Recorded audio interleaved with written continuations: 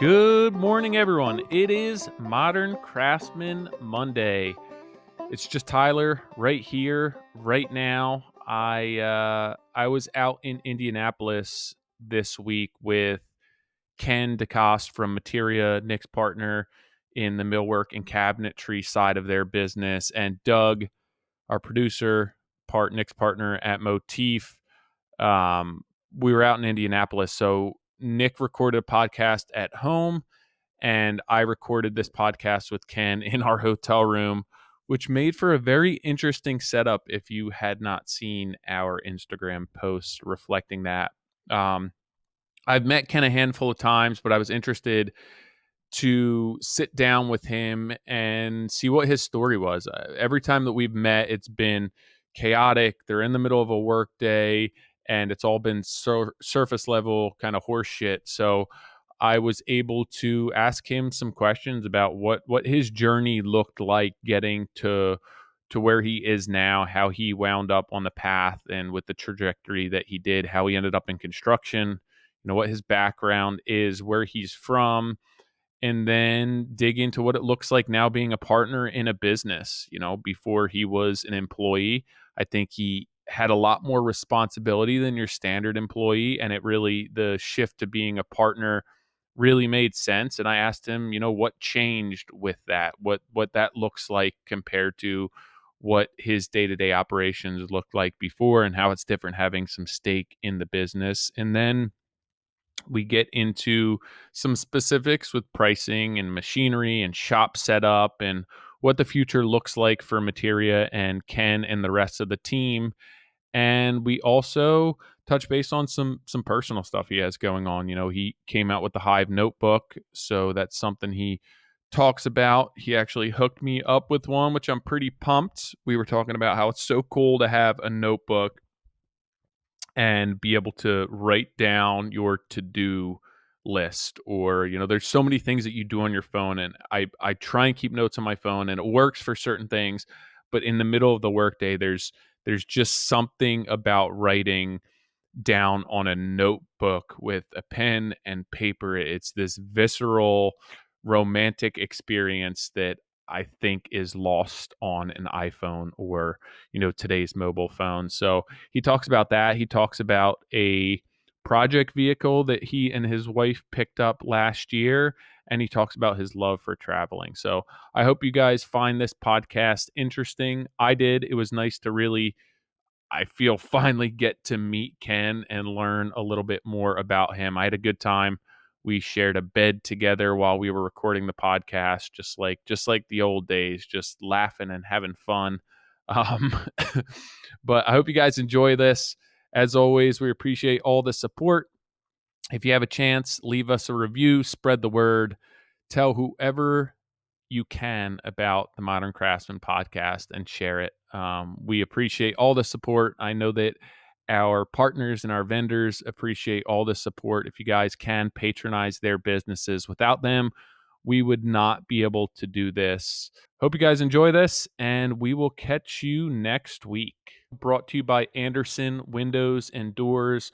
Andersen's a new partner for us. We're very excited, super happy to have them on board. They've been very professional, already proven to be a very beneficial relationship for us, and hopefully you guys check them out and see that you can have that same type of relationship with them. You can find them on andersenwindows.com. That's ANDERSEN windows.com. Check out their website. Go poke around on their website, but they carry windows, they carry doors. They're going to be able to help you if you have an existing window or door with getting parts, with repairs. They have installers.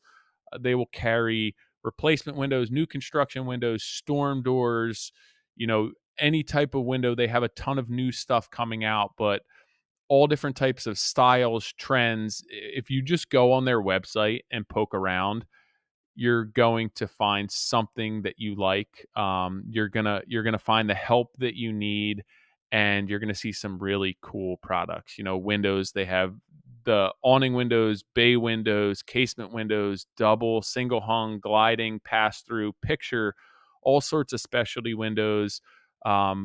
Doors, their big doors, you have to check out their big doors. Very cool, very exciting stuff. Entry doors, French doors, hinge doors, sliders, gliding, again, storm and screen doors. We're hopefully wrapping up winter pretty soon here, and is going to be storm door and screen door season. So you can open up that Andersen entry door and allow that Andersen storm door to do its job and let that nice spring air into your house. So check out their website. Again, thank you so much to Andersen for partnering with us. They do so much for us, and they give us a ton of opportunities to be able to do what we're doing and devote time to this podcast. So you guys check them out. If you have an opportunity to patronize their business, reach out to them online on Instagram. They have a phone number. You can email them for support, but somebody's going to be able to help you. They can take you from design through installation. So check them out. Again, it's andersenwindows.com. That's ANDERSEN windows.com. So thanks to them. This podcast is brought to you by Buildertrend. If you guys don't know who Buildertrend is, first off, peel that rock off from on top of you and hop on their website. It's buildertrend.com and learn a little bit about their project management software. And I think that term is somewhat of an understatement as far as what they can do and what they can afford your business. So the entire system and platform can help with sales process, bid request, estimates and proposals, leads, email marketing. It can help with project management, which includes daily logs, to-dos, scheduling, storing documents and photos. You can send messages through it, warranty, plan markup, accounts for trade partners. It has financial tools, invoicing, payment processing, budget, purchase orders, integrations, lien waivers, time clock, change orders, customer management, customer login, selections, surveys, reviews, communications. So if you guys have not heard of Buildertrend, again, you gotta get with the times. It's 2023 now. Check them out. They are the leader in this project management software, and I think it's a really great tool for your business. Check them out. I know that they have an entire team devoted to being able to introduce you to the software, to understand its capacity, and to learn it. So reach out to them. Check them out on buildertrend.com. You can also give them a call, reach out on Instagram, and they will hook you up. So thank you, Buildertrend. Hey, Ken, how's it going? Good, man. How are you? Excited? I think Ken's nervous. What do you think, Doug? I don't know what I'm getting into right now. Once I pulled out the computer, it got real serious real fast. And then when I put the blood pressure monitor on your arm, it got a little weird. Yeah, this is full-blown interrogation. Yeah. So to paint a picture right now, we are at the Hampton Inn in Indiana. We're here for the Festool product launch. And I was not home yesterday to be able to record a podcast with Nick. So we decided Ken was going to be here and I would interview him. So we're in a really lovely hotel room because there was nowhere else to record. So hopefully Doug's going to do a decent job of cutting the bed out of the video. But that's it. I do want to tell you in advance, at 2:00 I have a call that I have to take with the lady who prescribes my anxiety medication. So I'm just going to hop on that. We'll take a quick break and then get back on. I want to start out with a little bit of background, just kind of who you are, where you're from, where you grew up, what your parents did, just the normal, to get a feel so the listeners kind of understand who you are. So let's start with that. All right. So, name is Ken DeCost. I work am a partner at Materia Millwork, formerly NS Builders, but before that, going back to when I was a kid, grew up in Nashua, New Hampshire, and my dad was a contractor. I didn't know that. Yeah. My mother stayed home. She worked, odd jobs, nights and weekends, but for the most, she took care of me and my brothers. I got two younger brothers. And, from a young age, I was going to work with my dad, kind of learning, the trades back then. And as I got older, kept going to work with him, but didn't want to get involved in construction at all. Why? I think there's a number of different reasons why. Back then, my father was pushing me a lot for like, I want a better life for you. Yeah. And because he was in the industry, I got to see some of the not so glamorous side of it. So I don't mean to interrupt you. Sure. What, like, the area that you grew up, what was the market like, and what was your dad's operation? Like, would it have been a decent or a lucrative career, or was it just, I guess, the more standard construction when you think of it, where it's like, I'm working to pay the bills, it's a means to an end, or did you see a future in that? Was there a market for like making a decent living? There was, and he, when I was really young, I was going to job sites that he was framing on. So, I would pick up scraps at, I was picking up scraps at like a job site that was under construction, in the early stages of that construction. As I got older, he obviously progressed with his skills as well and went into interior trim, things like that. He actually owned his own business for a while, kind of all around general construction, anywhere from frame to finish. And it was pretty lucrative. He was building some pretty nice houses. And the town that we grew up in, it was, by New Hampshire standards, it was a city, but it was very much like just a suburb. And it wasn't anything special. It was just, kind of a normal town. When I go back there now, it's really weird because it's not the same town that I grew up in. Yeah. In a worse way. Oh, really? Yeah. How? It's kind of gone downhill a lot. Like a lot of the houses have started to, kind of dilapidate, I guess you could say. They haven't been as well manicured or taken care of. So it's really interesting to go back. There's not the same dynamic. When I was a kid, there was kids everywhere. And maybe this is just, the times have changed and kids are inside more now. But there was a lot to do in that town when I was growing up there. And I just don't see that anymore. Do you think that there's still the same amount of work going on or less? Like people just aren't spending money on that type of stuff as far as work, like as the housing market and the construction market has gone downhill and houses are starting to fall apart. Are there people spending less money? Is it kind of indicative of what's going on where there just not being enough labor force or people doing that? That I really can't speak to. I'm not sure. I don't spend a lot of time there. It's not really something that we get into, but it could very well be that. I think a lot of people, especially the people maybe that I grew up with or around that same time, left that town. Yeah. And moved away. Was it working class when you grew up there?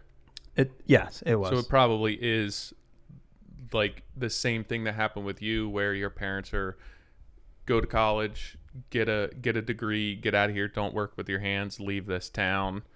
I think that's pretty common for you said you're 37? Yeah. Yeah, same age as me. So I think that was just par for the course with our generation, that it's like housekeeping is doing some serious cleaning right now. That I grew up in a town that was it was a white collar town. So we were blue collar and didn't necessarily fit the bill, but it was still like, you don't want to do what we're doing, go do something else, be like the rest of the people in this town. So it's not that my town changed, but I could see if you were in a town where there was better opportunities elsewhere and your parents saw that and your dad was busting his ass to be like, hey, get out of here, go somewhere else, move to a city, get a degree. Did you go to college? I did go to college, but I did not graduate. What did you go to college for? Photography. What was the reason for going to college for photography? When I was in high school, I started getting really big into art, took a lot of photo classes in school and wanted to pursue that. And this was at a time when it was still film cameras. Yeah. So digital cameras were out, but they weren't as, mainstream as they are now. Yeah. There was more so like a point and shoot camera. I'm sure, professional DSLR cameras were available and true professionals were using them. I'm sure the price point was through the roof back then. But it started to kind of become more mainstream. Everybody was picking up cameras and thought they were a photographer. And I was just like, you know what, this isn't the path for me. Yeah. And I kind of bowed out. That's a tough industry to go in, especially if you're not like your heart's not completely in it. Yeah. As far as what you're gonna do for a living and make a career. So you dropped out of college, and then what did you do? So at that point, I actually I withdrew from college twice. So Same. I went, I withdrew, thought I had a pretty good job offer. It fell through, so I ended up going back to school. What was the job offer? It was just in retail management position. Yeah. Which I'm very glad didn't end up working out. Were you still in New Hampshire? Yeah. All right. So then after leaving the second time, I bounced around a little bit in, various stuff, but ultimately kept finding my way back into construction, even though I wanted nothing to do with it. Yeah. I ended up working with my father for, a year or two, doing all sorts of different, things. Moved out to California for a bit. Was actually going to pursue school out there for dentistry. Yeah. So another curveball there. Sticks. Yeah, and that ended up, obviously not working out. I was doing construction out there as well. And this was 2007 to 2009. So the economy tanked when we were over there. Yeah. California got hit hard. And of course, construction out there halted. We were working actually for the Navy. We were building Navy bases. And I was out there with a buddy of mine from back here. And he was like, well, I'm going to move back home. Yeah. I was like, all right, let's do it. So ultimately we came back to New England. When each time that you left school, and I'm kind of thinking of what went through my head, was it that school was so intolerable for you that it was just like, I gotta leave school? Or did you have something on the back burner where you were thinking, I could pursue this alternate option at this point? Neither of those, actually. It was curveball. It was a financial issue. Okay. And when I went back to school the second time, I wasn't able to get student loans. It was too late to apply for them. Yeah. Some BS like that.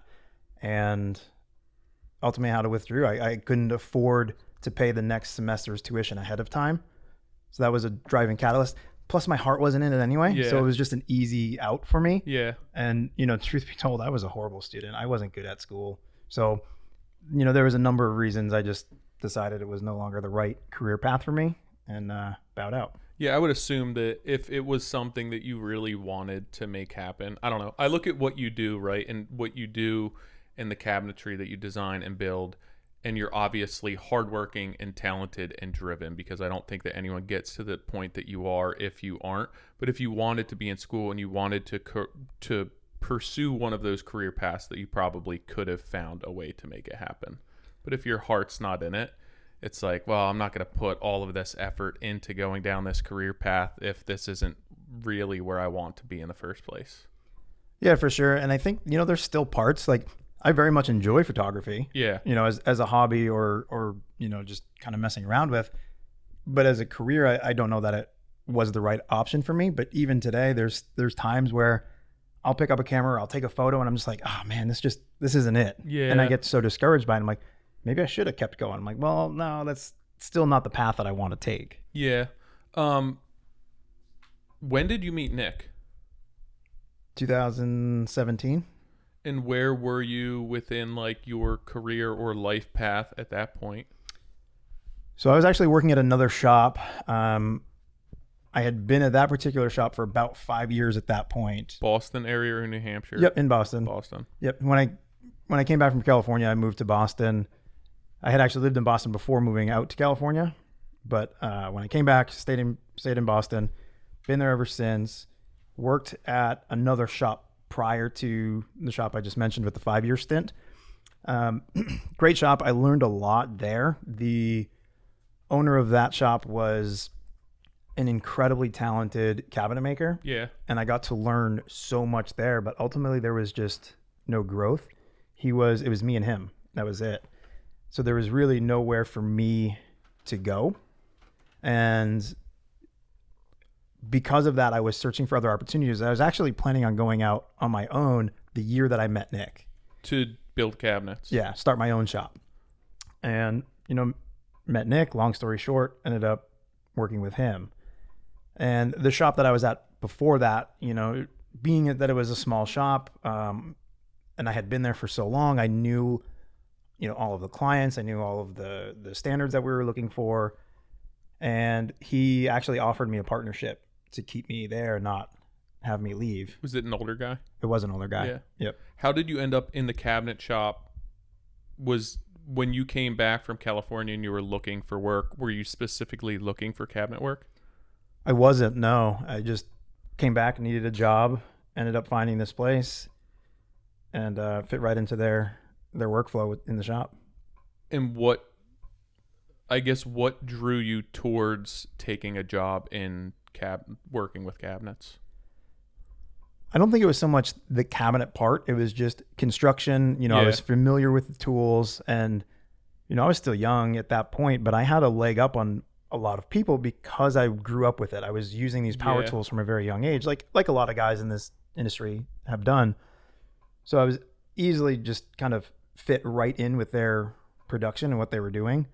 From there, that kind of started the passion, I guess, for cabinetry. And still at this point, I didn't want to do it. Yeah. I still fought construction. I wanted that white collar job. And, it's funny, my wife and I talk about this all the time because she was pushing me to stay into the cabinet making stuff. She wanted you to be a dentist. Yeah, I'm sure. Let's be honest. She's probably actually really glad I didn't go down that path.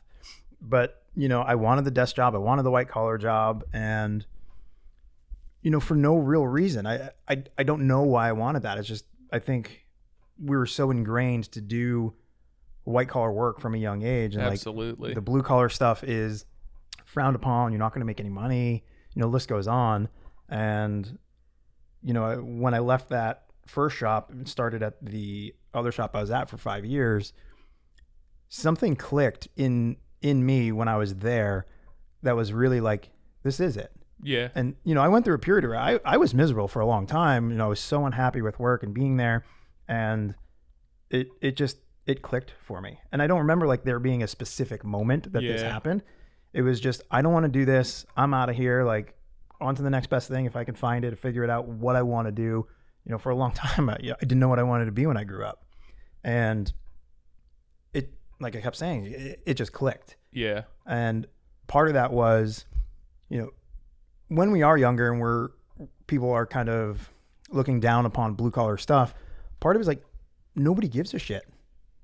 Nobody cares about, the quality of work. And again, this is just the myopic lens that I saw it through, right? And not like industry wide, but the truth is people do care. Yeah. And when I was at that last shop, I was able to see that. And this is a shop before going to work for Nick. Yeah. Yeah. And, he did very much care, and the clients cared, and the designers cared. People appreciated the work that we were doing. So I think, that had something to do with the switch flipping inside of me. And we were able to take our time and work on some really incredible projects, and, turn out some really beautiful pieces at the end of the day. And I think I've always felt that way, that within our industry, if you give somebody an opportunity to do their best work and have a sense of fulfillment and an opportunity to push their own personal limits for growth and keep them mentally engaged, that there would be far more successful people and far more people interested in what we do. But if you were in a cabinet shop where it's like, oh, that doesn't really matter, that's good enough, let's put it out the door, you probably might not be involved with any sort of cabinetry at this point. And I think that there's most of our industry, unfortunately, is it's good enough, or hey, there's not enough money on that. And that's something that I've always respected about what you guys do, what Nick does, that it's looking to put the best work out there and creating that environment for people to come and showcase their skills. And I think given the opportunity, it really makes people blossom. And it gives you an opportunity to get this sense of gratitude and fulfillment and esteem within yourself that you're like, hey, I get to come to work every day and try my fucking hardest. And if it's not right, I go home and I dwell on that like, how can I fix this? How can I make this better? What am I going to do the next time? And I think that is a big reason for why, you end up being successful and you push yourself to be better and you take on new opportunities, because early on in your cabinetry career, you were given an opportunity to do the best job that you could.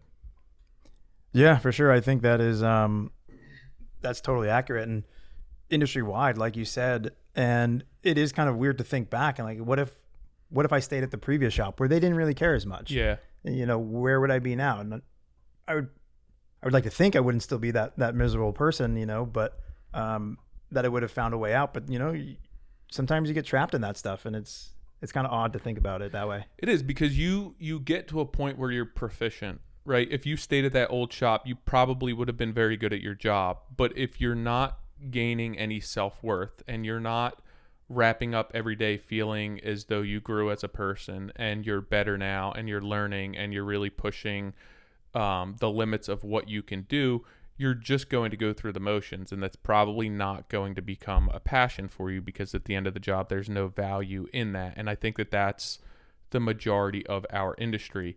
And I also have always made the argument that, you said you didn't know what you wanted to do. If you found something or found a job that allowed you to put all of your effort into it and challenged you, maybe that was finance. Maybe that was a job opportunity within photography.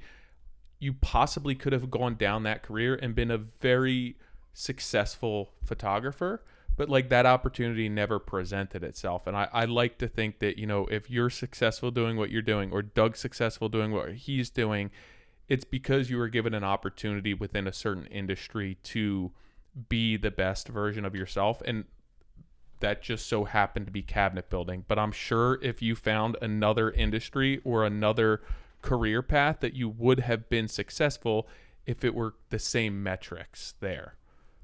Yeah, I don't doubt that at all. I'm just, you get the wheels turning now. We're like, what would that have been? Yeah. And I probably, like you said, I probably wouldn't have done or pursued cabinet making. I would have jumped to another industry.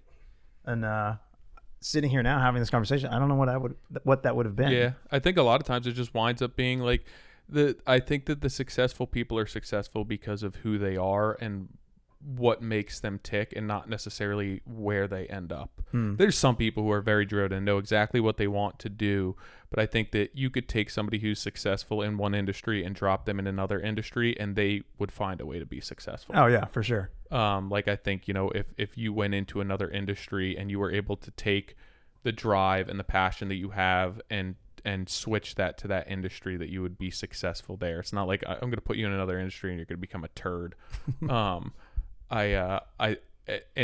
I don't know. That's just my opinion on that, and it just ends up being where you wind up. And I think that part of the problem with what we deal with and employees and help is that we are at the mercy of the market, and we're only able to provide opportunities to people who are working for us based on what our customers are willing to pay. So if you're in a cabinet industry that good enough is good enough and it needs to be sent out the door, you're probably not going to get a ton of employees who are going to fall in love with cabinet building. But if you get somebody where they can come work for Materia and you pay them well, you teach them, and you give them an opportunity to really push their own mental and physical limits, you're now, I would assume, doing a solid for the industry and creating this environment where people are willing to succeed and have an opportunity to fall in love with cabinet making. Yeah, I agree. The other side of this, though, we're just talking about those people that are driven and do have that passion, do want to rise to the challenge. But there's a whole nother side of this of people who aren't, and good enough is good for them. And they just want to come in, work their 9 to 5, do their job, and go home and check out. They don't want to think about these problems at the end of the day. Now, I'm not saying that's good or bad, but how are we dealing with those people? There's definitely a place for them. I think that that's probably the most commonplace within our industry, because I think that that's kind of the standard. I think that when you look at people like what Nick's doing, what you're doing, though there's not a place for those people. And you can correct me if I'm wrong, but I would assume that when you look for an employee or somebody to join your team, that's somebody who comes through the door with that mindset is not going to make the cut. Sure, but that's not always easily distinguishable right off the bat. No, definitely not. But I think that the place that you're talking about for those people is probably the bulk of our industry. And that's not right or wrong.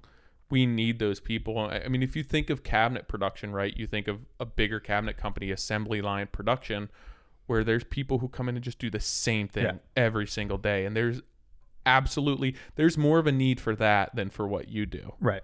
To be able to fulfill the supply of what's needed within our country to build homes and to build kitchens and all of that stuff.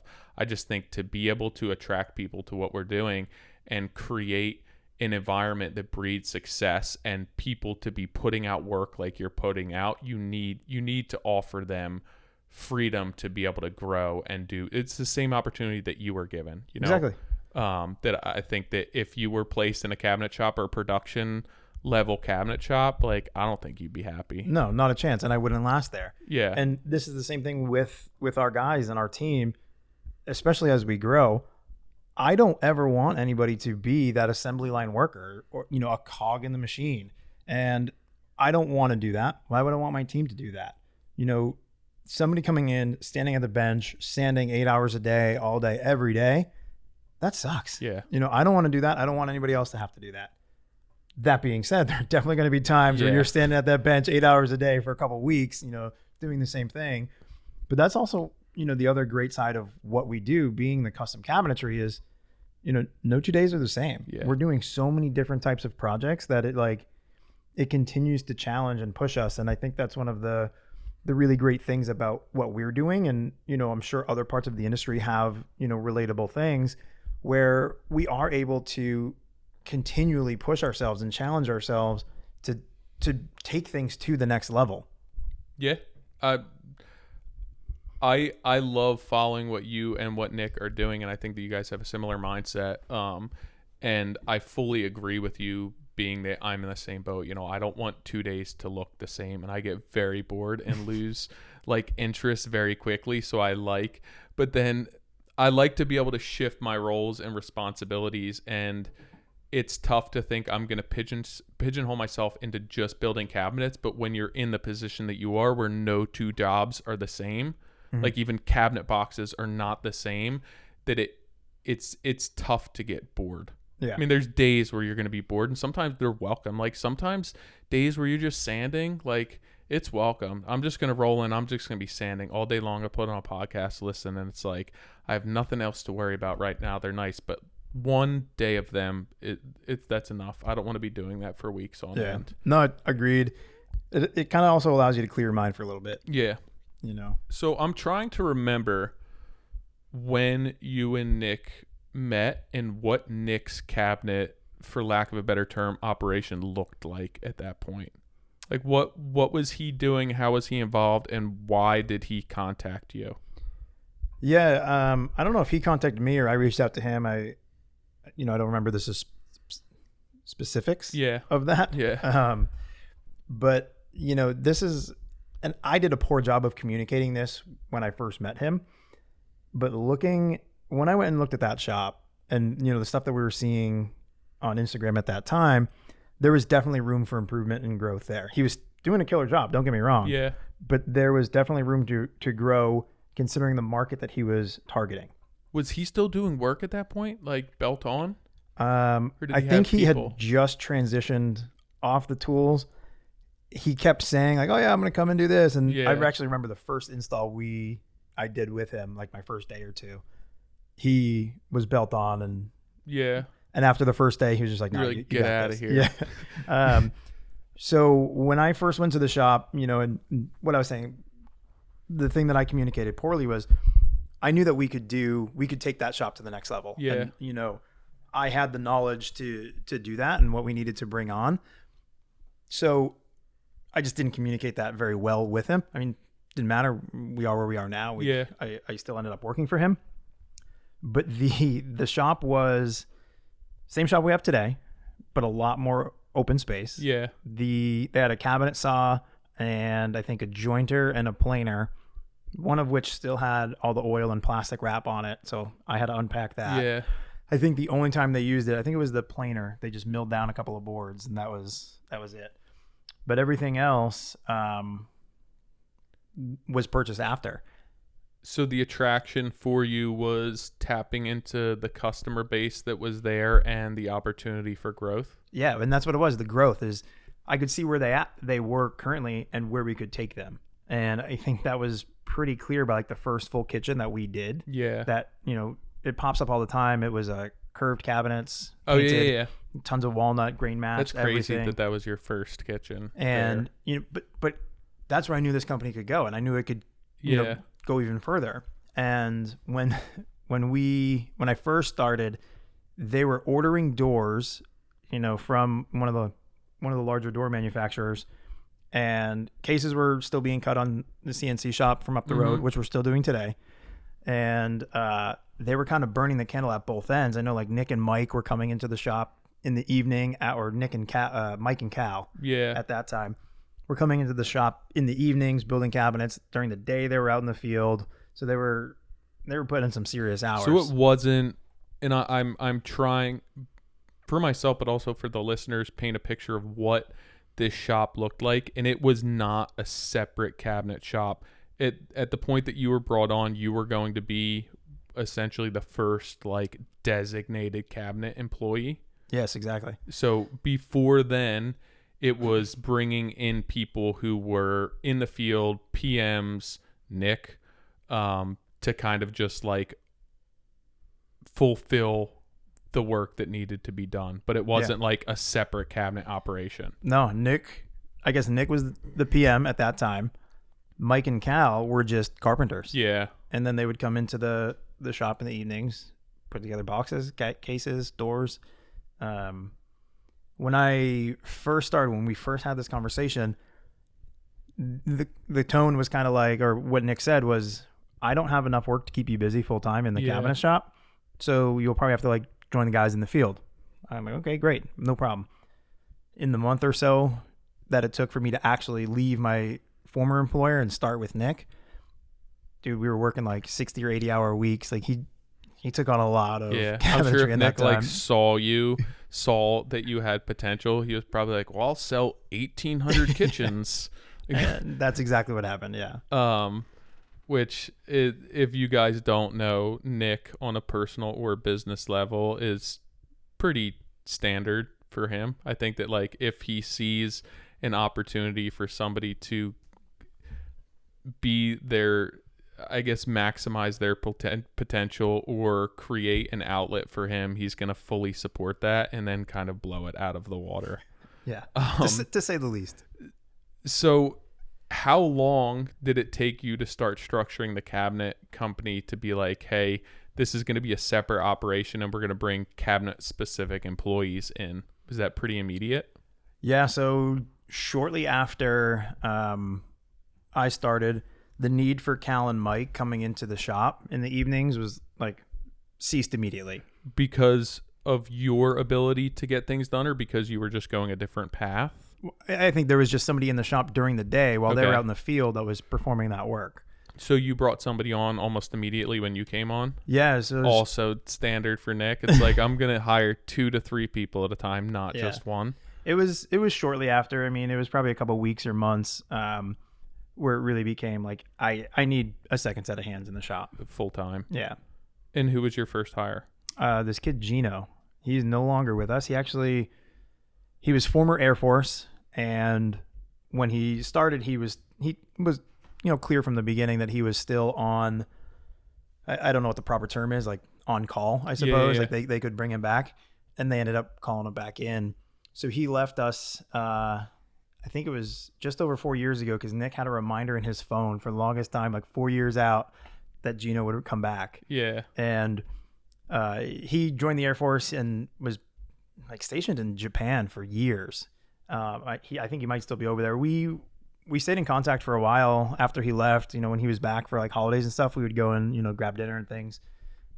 And the first time we met up after he left, I knew there was no chance he was coming back. Like, he was definitely a lifer in the military. Did he have experience in cabinet building when you guys brought him on? Yeah, lightly. He was in woodworking. He did a lot of like furniture type stuff, like more so tables and things like that. He actually had his own business doing that. Oh, okay. And did Nick, I was just talking to Doug about this morning when we grabbed coffee, that a lot of times Nick will bring somebody on, and when he sees that they're capable of doing what they need to do and they'll be successful, he peels back. Did he peel back immediately and be like, do whatever you have to do in the shop? Yeah, pretty much. There was a lot of... See, Doug, it's not just you. There was a lot of, I always want to feel out, him, his business. We didn't really know each other. Yeah. So there was a lot of times that I would call or text or whatever and ask him questions. And he was just like, dude, just do whatever. It. Yeah. Yeah. So, and that was, pretty immediate. But for me, it took me a little bit of time before I just like went rogue and did things, because I wanted to make sure that I was, meeting their expectations and kind of, setting the tone for the company. Yeah. How long ago did you start working for him? 2017. So 5 years now. Yeah. 6 years. Almost 6 years.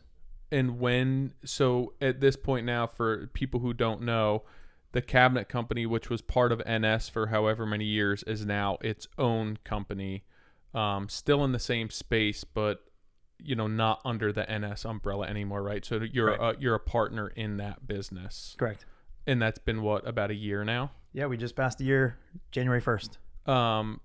So how much different, if any, is that than when you were working under the NS umbrella? So from, the structure of the company and working with NS builders, it's not very different at all. Yeah. The biggest difference now is that we are working with other builders, other contractors, other, designers, directly with homeowners, things like that, without NS builders being the buffer in between, or contractors building to NS builders levels. Yeah. That has been the biggest hurdle. The site conditions are much different. The scheduling is much different. We were pretty regimented with the NS builder stuff. Yeah. We knew what to expect. So there was a lot of unforeseens when we went into it from going into Materia. Was that part of the goal for you with starting Materia, to kind of expand and grow and be able to not just provide projects and cabinets for Nick? Yeah, early on, Nick and I had a conversation early on in the NS Builders days about, providing cabinetry for other companies or selling it. And I'm just like, well, why not? And he was like, well, I want to keep it exclusive to NS Builders. And, for years, NS Builders had so much work that we didn't have the time to work with for other builders.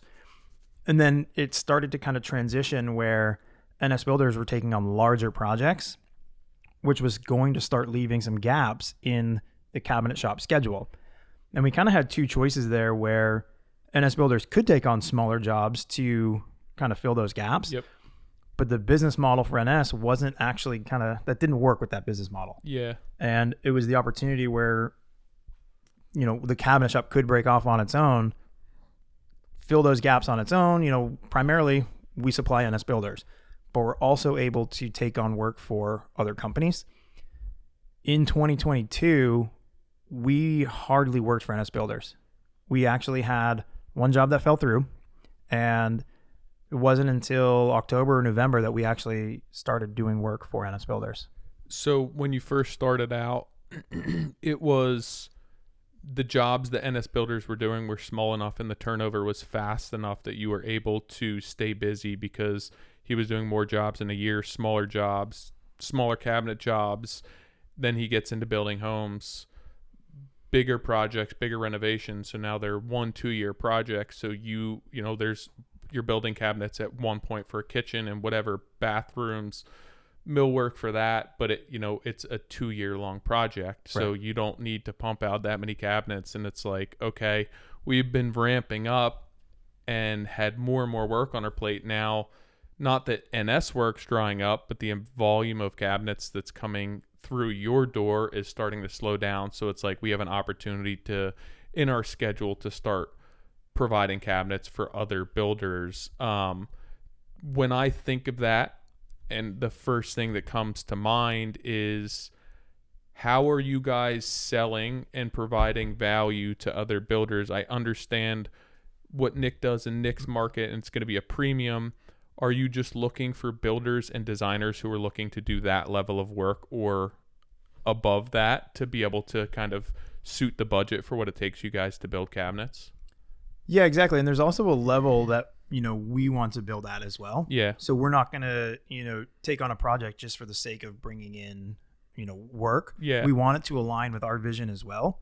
And, the reason that Materia had such an easy first year, compared to like most companies going out on their first year, our year is packed full, is because Nick had already done all the legwork for that. Mm-hmm. He's created, this platform where other builders in our area, other designers are very familiar with us. So the minute we announced that we could take on work for other builders, people were reaching out left and right. So that road was already paved from what he had done in the past. And they understand kind of the price point that you guys are delivering to when they're coming to you. Yeah. So, I mean, it's other builders that are building at a similar level. Yeah. And, they obviously reached out for pricing, and not everybody that, reached out, sure, we worked with, whether it was a budget issue or design or just capacity, there's a number of different reasons. But the ones that we did work with, they were building some top tier homes, and our millwork packages fit right in with, budget, design, style, everything. That's perfect. I think that's indicative of the market that you guys are in Boston, because I'm thinking in our market, most builders are going to cabinet suppliers, or having people produce their kitchens, and a lot of times they're price shopping that, and it's who can deliver us this kitchen at the best price. And I guess just thinking of it off the top of my head, where you guys are working for yourself, you understand the costs that are going into that now to be able to supply to builders. Builders around us would want some sort of bargain. Like, well, you're selling to me, what's the price difference going to be? Am I going to save money? But you guys understand your market, and you have an opportunity to sell to them and make the money that you need. That's huge. Yeah. Are you guys installing them? We are. That's good. Yep. That's important. Who made that decision?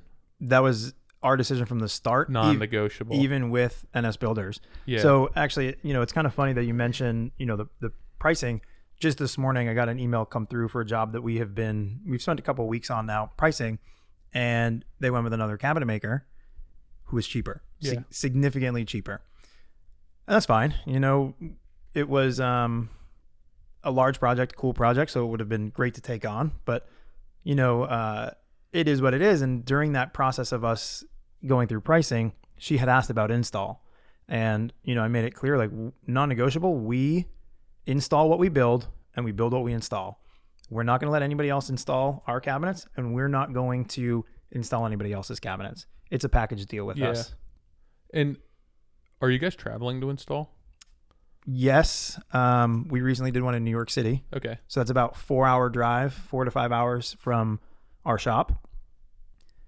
With that one, it was a unique situation where New York is a great market for us. Yeah. The design that we're looking to, kind of, take on, or the design aligns really well with Materia's vision. Yeah, I'm sure. And the budget is there. It's a very wealthy city. They do have the money to kind of back up, these wild ideas. And that's the kind of work that we love to do, is just stuff where it's not your basic cabinetry, where we get to really think outside the box and come up with some really creative solutions for these spaces. And in New York, a lot of them are small, so we need some pretty creative solutions there. But we wanted to approach New York as a long-term play for us, where we can go back time and time again.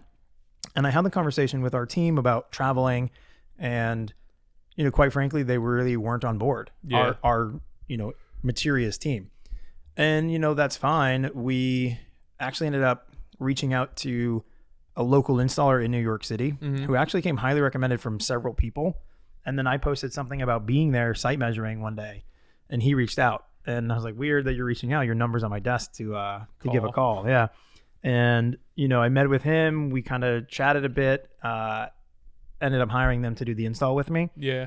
I went out there. I was there for the full week with them, shoulder to shoulder, installing, kind of guiding them under, our standards, how we like to have things done, with the end goal of we want to continue to work in New York. Mm-hmm.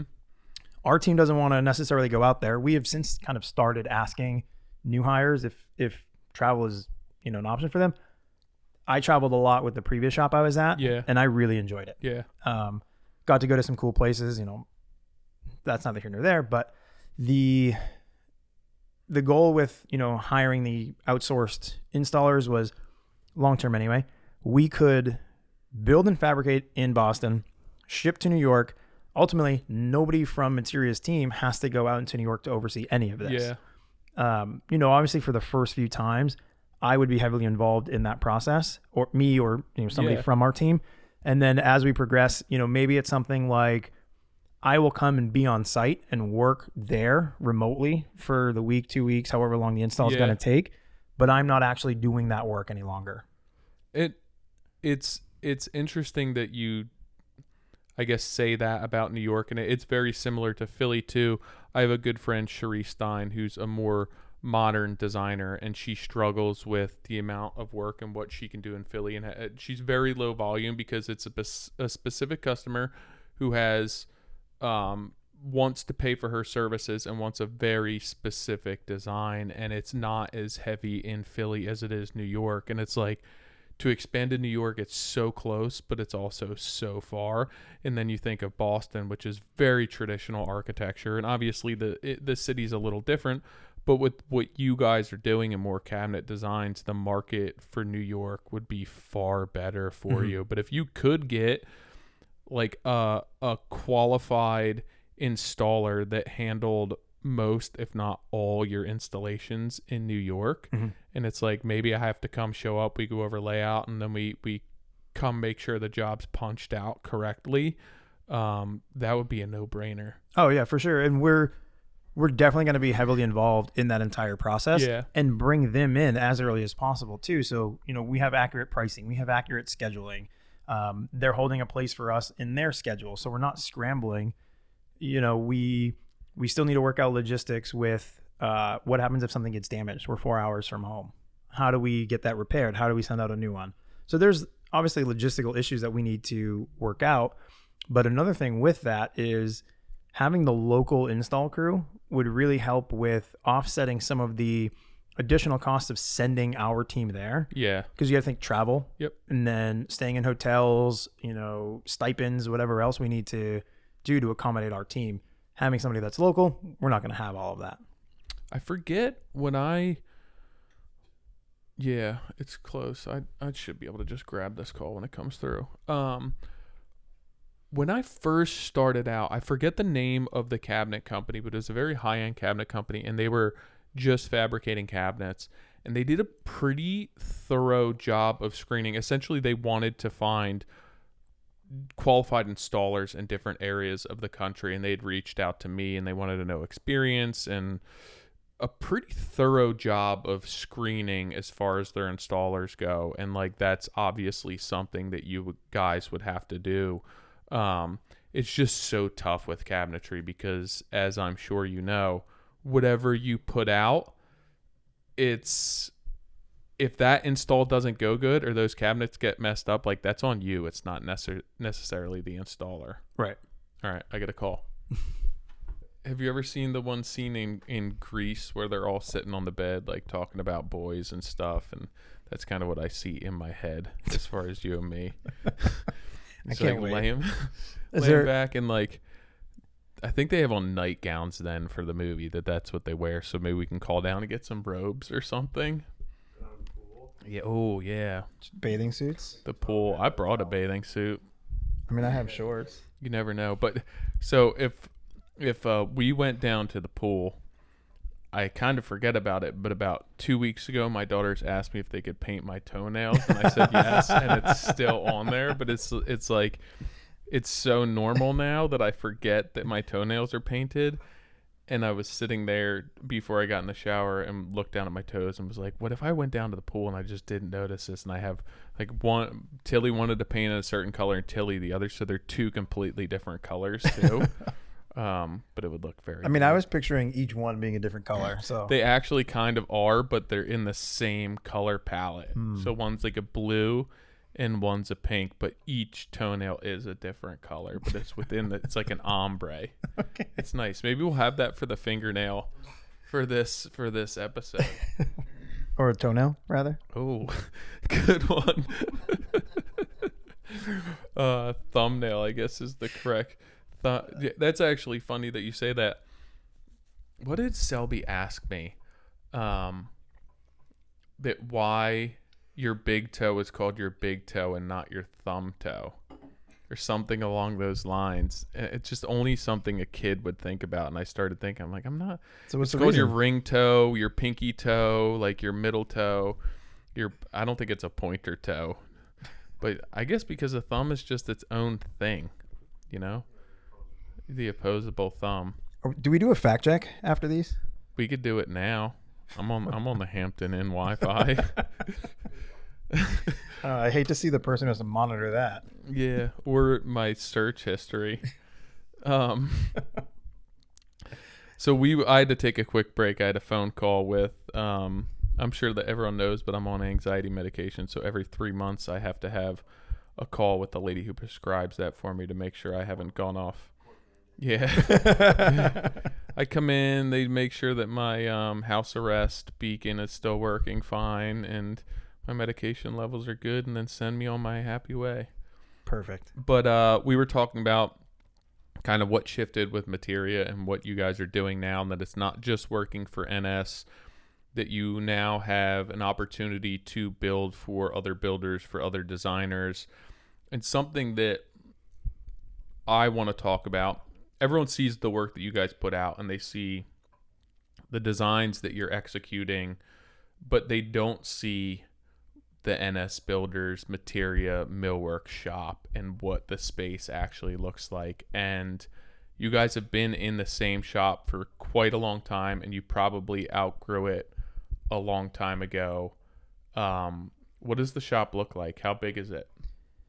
Shop's about 2,400 square feet, but that includes the offices, which are, let's say like 400 square feet of that, offices and bathrooms. So we're really operating in about 2,000 square feet. And what's that like? Interesting. It's tough to say the least, because it's also a weird shaped space. It's very narrow. And it's very narrow. We kind of lose the way the offices and bathrooms is we lose like a corner on each end, which leaves a pretty narrow remaining area. So it's not like super usable space. We often use it for like storage or, our dust collector, air compressor, things like that are back there. And, in the front, we have our edge bander, which is a pretty large machine, and we don't need a ton of room on the front side of it. So it works out well, but it's tough. I mean, when we're setting up kitchens, we don't have a lot of space between machines to fully assemble these kitchens the way that we would like to and leave them up. Yeah. So we're often assembling them, moving some machines out of the way, kind of making sure all the pieces and parts fit. And then we have to take them, apart at the end of the day so that we can get around the shop, move around the next day, things like that.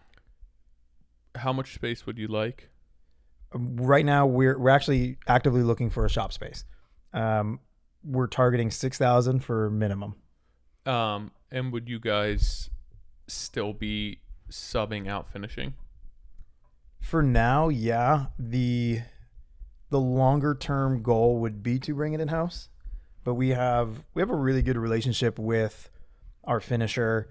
They do an incredible job. They're very expensive. Yeah. And scheduling with them is very tough. They're definitely on their own schedule, and it's tricky. We've learned to plan accordingly, and we do work with them. If there is something we're like, hey dude, we really need this, they'll push it through. Yeah, I know that I I guess it was a couple years ago. I was up and we went to that. You actually went there, yeah. Yeah, we went to that Christmas party at their shop, and I didn't know anyone. I think we went out to eat at a pizza place before, and then Nick's there. Nick's very social and extremely outgoing, and when I get in a room with people that it's just kind of schmoozing and small talk, I clam up. And I remember, I don't know, but I guess the owner of the company's daughter was there and a little bit drunk, and she was kind of talking my ear off, and I like wasn't responding to her at all. And then my like typical sarcasm came out, and she was asking me where I was from, and I think I believe I told her that I had like a bunch of farm animals and that I was a farmer and this and that. And it was a very weird situation. But I remember being at your finisher and having the conversation with Nick kind of about what's going on and the bottleneck that creates within your operation. You want to kind of speak to that a little bit? Like what do the logistics look like for having to send your stuff out to be finished? Yeah. So before we get into that, I do remember your farm story. Yeah. And all you right, definitely so did tell her that you had farm animals, and she was like enamored with it. And I think they had like a chicken or a pig or something too. And that's where it all came about. She also made a comment about having this like how-to book or like a DIY book when she was a kid. And we actually had that book in our shop. Oh, yeah. So Nick wrapped it up and gave it to her. That's right. Sent it out to her. It was like a Home Depot book or something. Yeah, it was, yeah. But so, yeah, logistically, that's where things start to get a little difficult. If we had to finish in shop, we wouldn't need to, transport it to and from the finisher, which we obviously have to be very careful both ways, not to damage any of the pieces and parts. And you guys don't own trucking to be doing that? Correct. So are you renting? We typically we're able to fit everything in the vans because we're not often sending full cases. Okay. So it's usually all flat and or, L-shaped pieces. So we're able to stack it in the vans. We're not opposed to making multiple trips. Mm-hmm. Some of the guys drive by it on the way to and from work, so it works out. And we have rented trucks in the past. We've also been in the market to buy a truck, but those are pretty few and far between actually these days as well. Yeah, and expensive. So you're not sending full cases. Your face frames are removable. I guess you don't do a ton of face frame cabinetry. We don't do a ton. Actually, the next couple kitchens that we have coming through are, and even when we do, we are not permanently attaching our face frames to our cases until we're going to install. Okay. So everything is able to, ship flat. If we were sending full cases, then we probably would have been forced to get a truck sooner or just continue to rent. So what are you using to attach your face frame? To know this is somewhat off topic. Is it like a lamello type deal? Yeah, we use a combination of dominoes and lamellos. Okay. Occasionally pocket screws as well. That's a lot of work though, to build cabinets, fit face frames, fit doors, pull everything. Like if you're doing inset, you're fitting each door to each opening. We are. It's really not a lot because you're popping the face frame off. It's a lot of work to mask off a cabinet interior around a face frame. Also true. So our finishers are very happy that we do it that way too. So there's pros and cons to each method, right? And so we have the transportation logistics that we have to deal with, right? Getting the product to the finisher and then from the finisher when it's ready. Outside of that, once the product is in their shop, we're really not worried about it. We've been working with them for years. We visit their shop frequently. They take great care of the pieces and parts. They store them if they're ready before we are. So, every once in a while, I think maybe over the course of 4 or 5 years in working with these guys, there's been 1 or 2 pieces that they've damaged. Yeah. Like something fell off a rack or whatever it is. And fortunately, both times it was something that was either a scribe end or it was going to get cut off for one reason or another. So really wasn't a big deal. Yeah. But outside of that, the other logistical issue would be, the previous shop I was at, we had spray booth in-house. Mm-hmm. We did all our finish in-house. So if we miscut something and we needed to remake a piece, we could go back to the shop, spray it that night, have it for the next day. With outsourcing our finish, that's not possible. We end up having a week or 2 turnaround. And what people don't understand about that is that it's not so much, hey, like, why can't you just spray this? It's that booths are set up. There's material in pumps to switch between finishes, to get more finish, to get a match, to set up. It's just not as easy as like, hey, can you squeak this in for me? Especially when you have other contractors who are already promised a schedule as well. But that's it. The matter of fact is that the more that you move a cabinet, the more that you're taking it apart, putting it back together, the more opportunity there is for damage, the more risk there is. If you have finish in-house, you're obviously not dealing that, but worst case, something is damaged. You can either fix it on site because you have the ability to do so, or you can bring it back to the shop like you said. So at what point is it just, this isn't all worth it, this isn't worth it, we have to make a change? Are you there, or have you been there? As far as finishing and outsourcing just goes? The entire, so again, what I think a lot of people don't realize, like, they see what you guys are putting out, they see the amount of the volume of work that you're pumping out, the designs, the intricacy, and they don't realize like how small of an operation you are, and what amount of work goes into putting these out. And at what point is it like, we are so lean, but it's just not worth the amount of work that's going into it? Right. It's kind of twofold. I think that, yes, we are there. We've certainly outgrown our shop. Yeah. And we are ready to, move into the next size up space. And, we can kind of touch on that more later. But in the meantime, I don't think we're using our space as efficiently as we could. There's a lot of, disorganization within our shop that could be, fixed and make our operation a little bit smoother. And then the other side of it is revenue, right? New shops, especially in the Boston area, are very expensive. Mm-hmm. So I would like to double or triple our revenue before we end up moving into one of these shops that are 2 or 3 times what we're paying now. That's not Nick's line of thought. Yeah, Nick would buy a shop just tomorrow. Spend it now, and we'll figure out how to get the work. This has been a hot topic for us the past year or so since we've been looking. And truth be told, I don't necessarily disagree with that. Like, we're ready, and at one point we do just have to rip off the Band-Aid and go for it and make it work. But in a perfect world, yeah, I think I would like to get revenue up before we make that leap. And how do we do that? We need to take on more work. Yeah. Well, we don't have the bandwidth to do that right now, so we need to grow. So we need to bring on more guys. Well, how many more guys can you fit into that shop? Exactly. We had 4 in there a couple of years ago, and right now we only have 2. So we could double our capacity in that shop, and I think that would be great. And that's a good first step into getting there. And we're working toward that. And I think as we kind of continue to search for a shop space, we're going to continue to grow the company. We actually extended a job offer to somebody else recently to help expand the team. So these things are kind of happening at the same time. Did you have this much input into this process prior to Materia being up and running? Like, were you as much of a part of all of this beforehand? Mm-hmm. Yeah, I mean, yes, to some extent. Like, I wasn't going to be the one signing the loan, so I didn't really have a say in like, let's go and buy this $2 million building. But certainly when it comes to like, okay, should we start looking? Should we buy these tools? What's the next step? Yeah, I had a lot of say into that. And I think I was just a little bit more in tune with the shop than what Nick was at that time. I think that there's a certain amount, and this is, it's difficult because obviously Nick is part of the operation, but Doug and I were talking about this morning. Like, Nick's risk tolerance is fucking insane. Mm-hmm.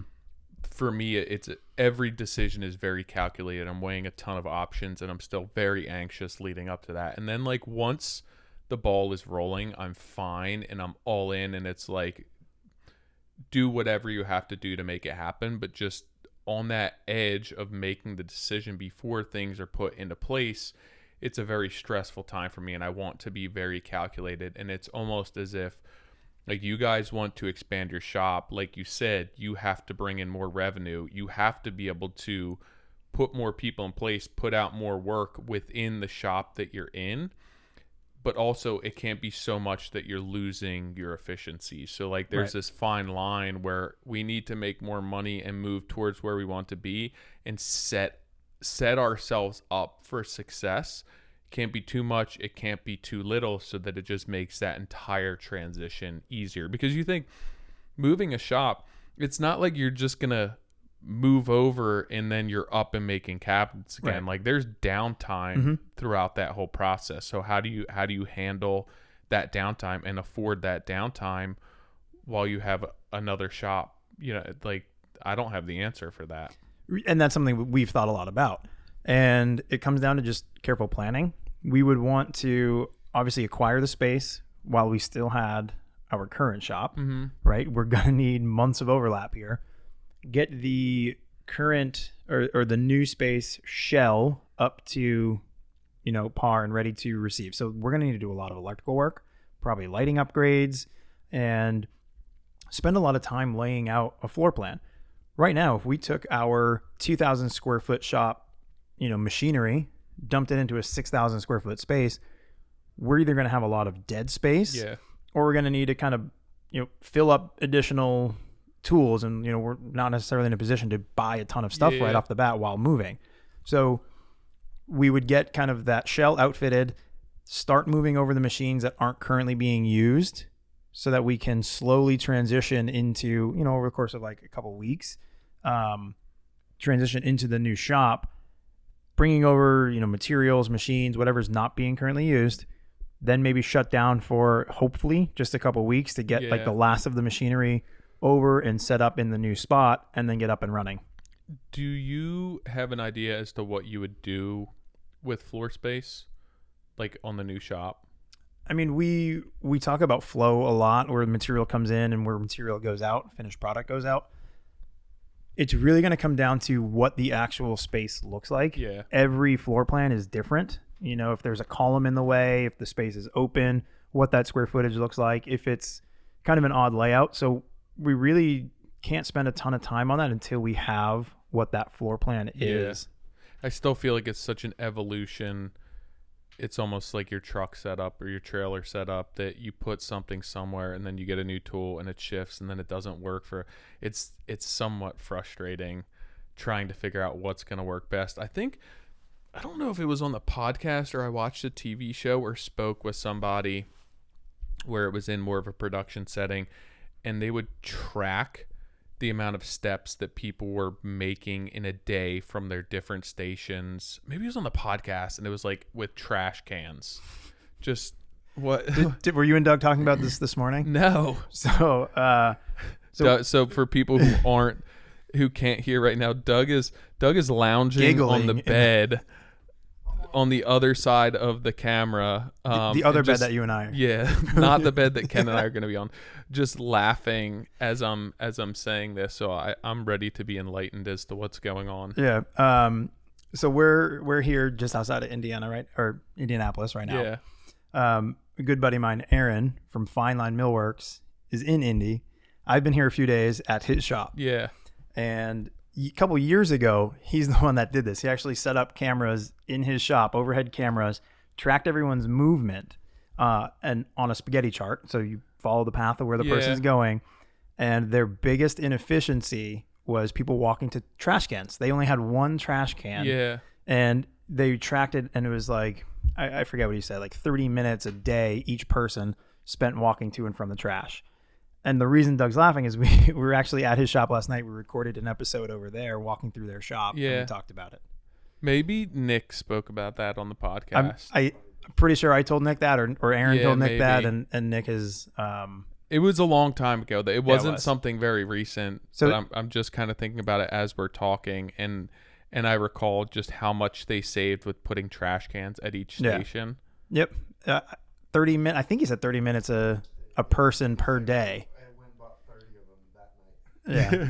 Now you're just, how much time do they spend walking around trash cans? Right. And we talk about like these kind of inefficiencies, in our shop too, where like if you have a stack of doors that you're sanding and you have, your bench space, you're going to have one pile of doors that need to be sanded, your current area where you are sanding, and then, off to the other side, doors that are done being sanded.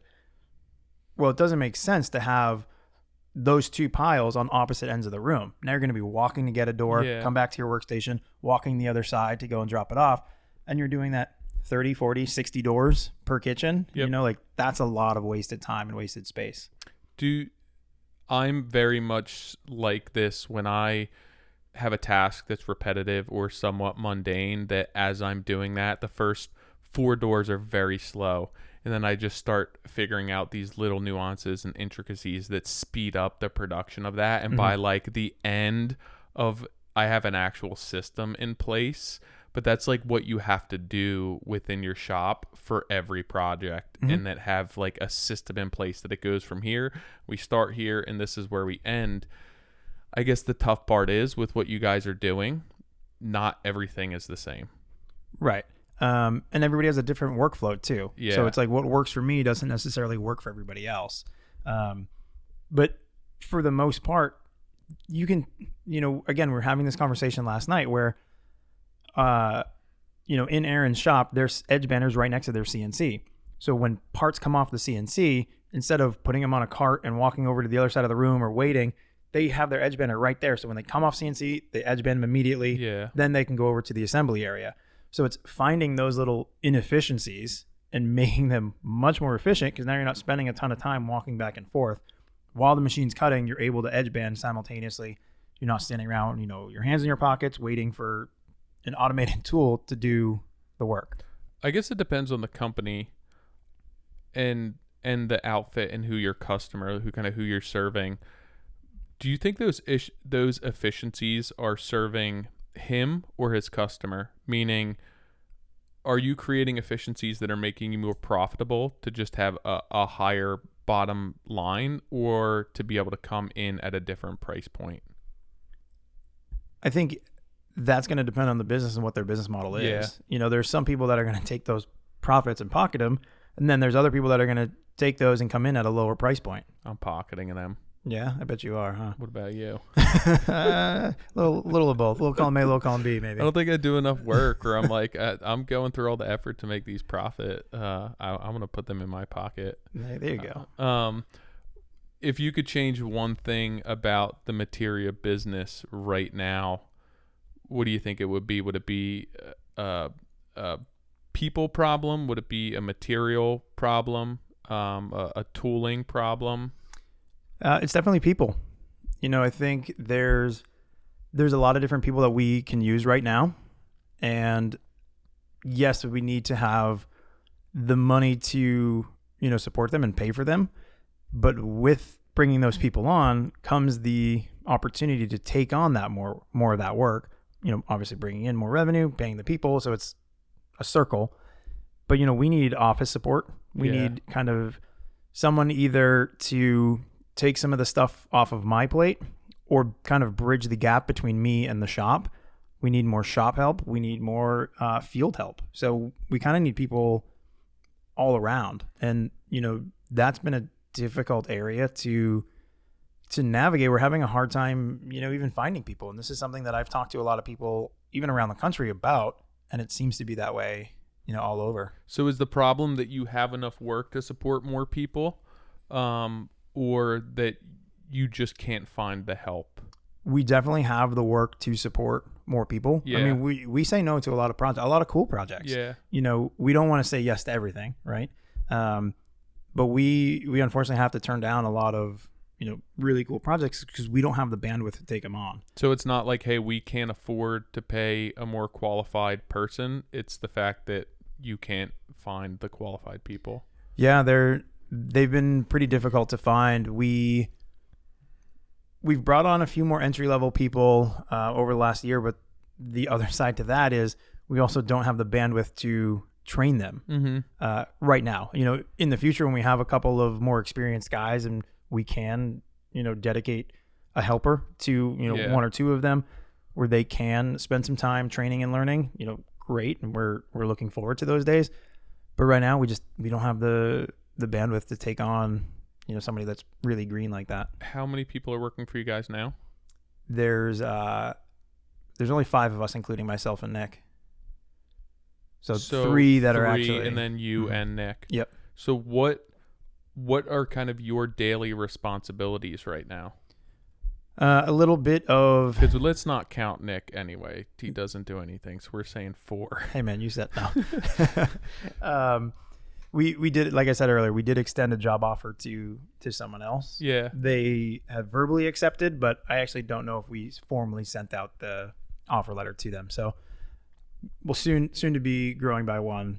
But daily, I'm doing a number of things. I am, keeping tabs on shop fabrication, walking through all of that stuff with them through the design, through those projects, fielding any questions, kind of monitoring quality control, making sure supplies are ordered, and all materials, working with the, project management teams, whether it's NS Builders or another builder, designers, homeowners. I'm pricing jobs. I'm doing heavily involved in the shop drawings. I don't actually do all of the shop drawings. Yeah.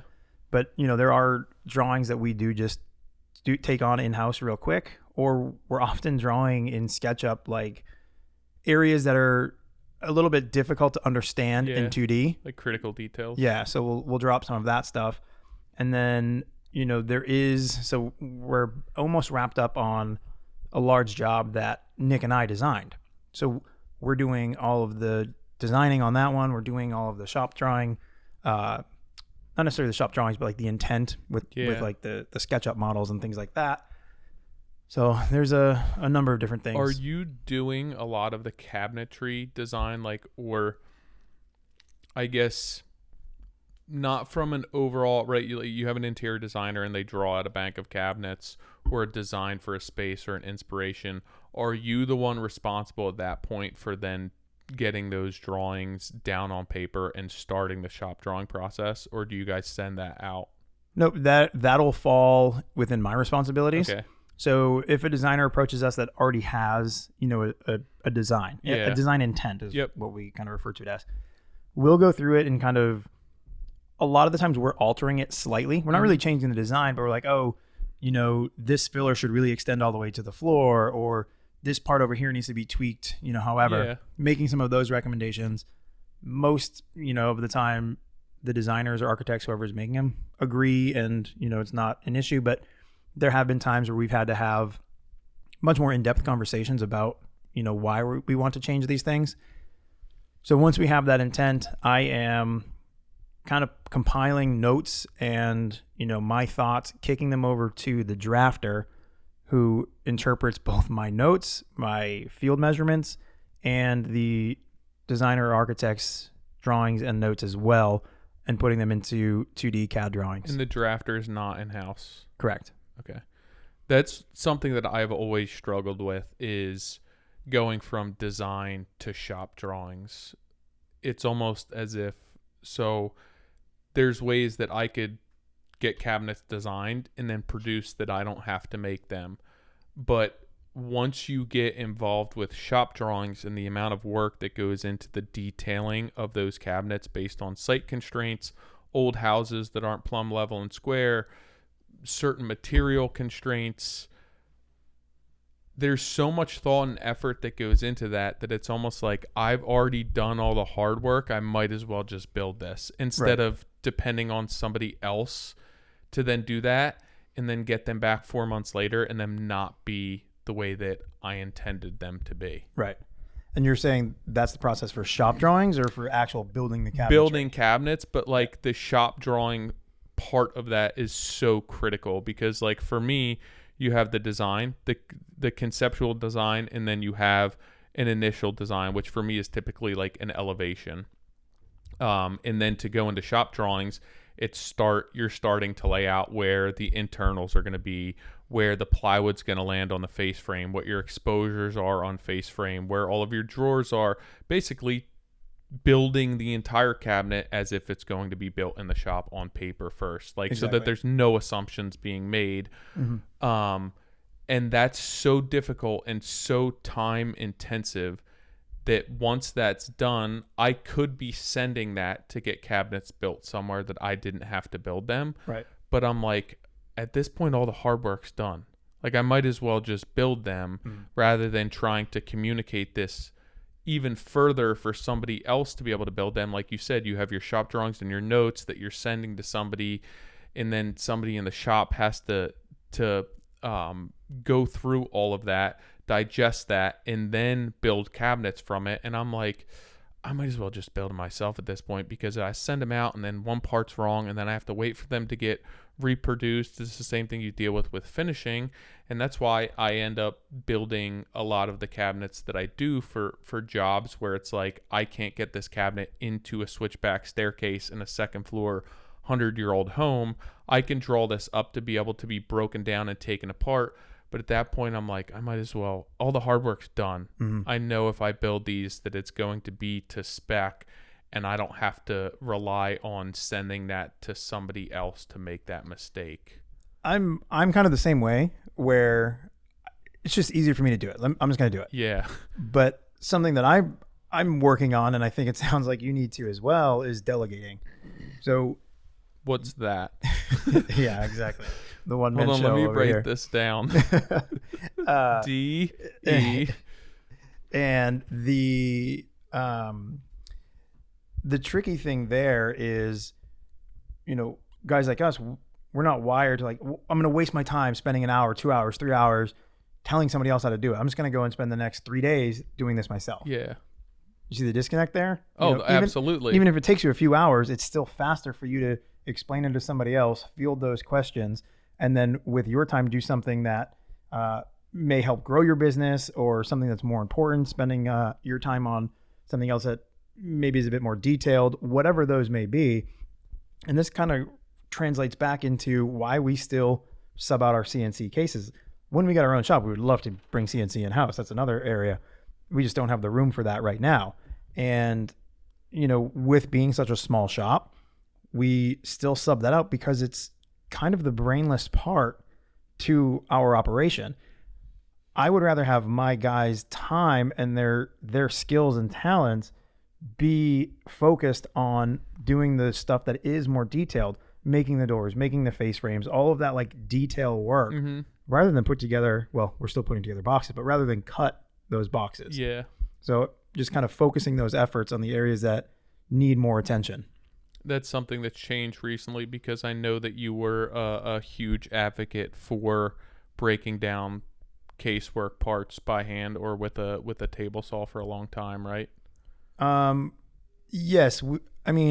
Yes and no. We've always subbed out our cases. Yeah. At least at NS Builders. Yeah. Prior to that, I was working in another shop. Actually, I think where you're getting this from is when I was on the podcast before, we kind of got into this conversation too. And I've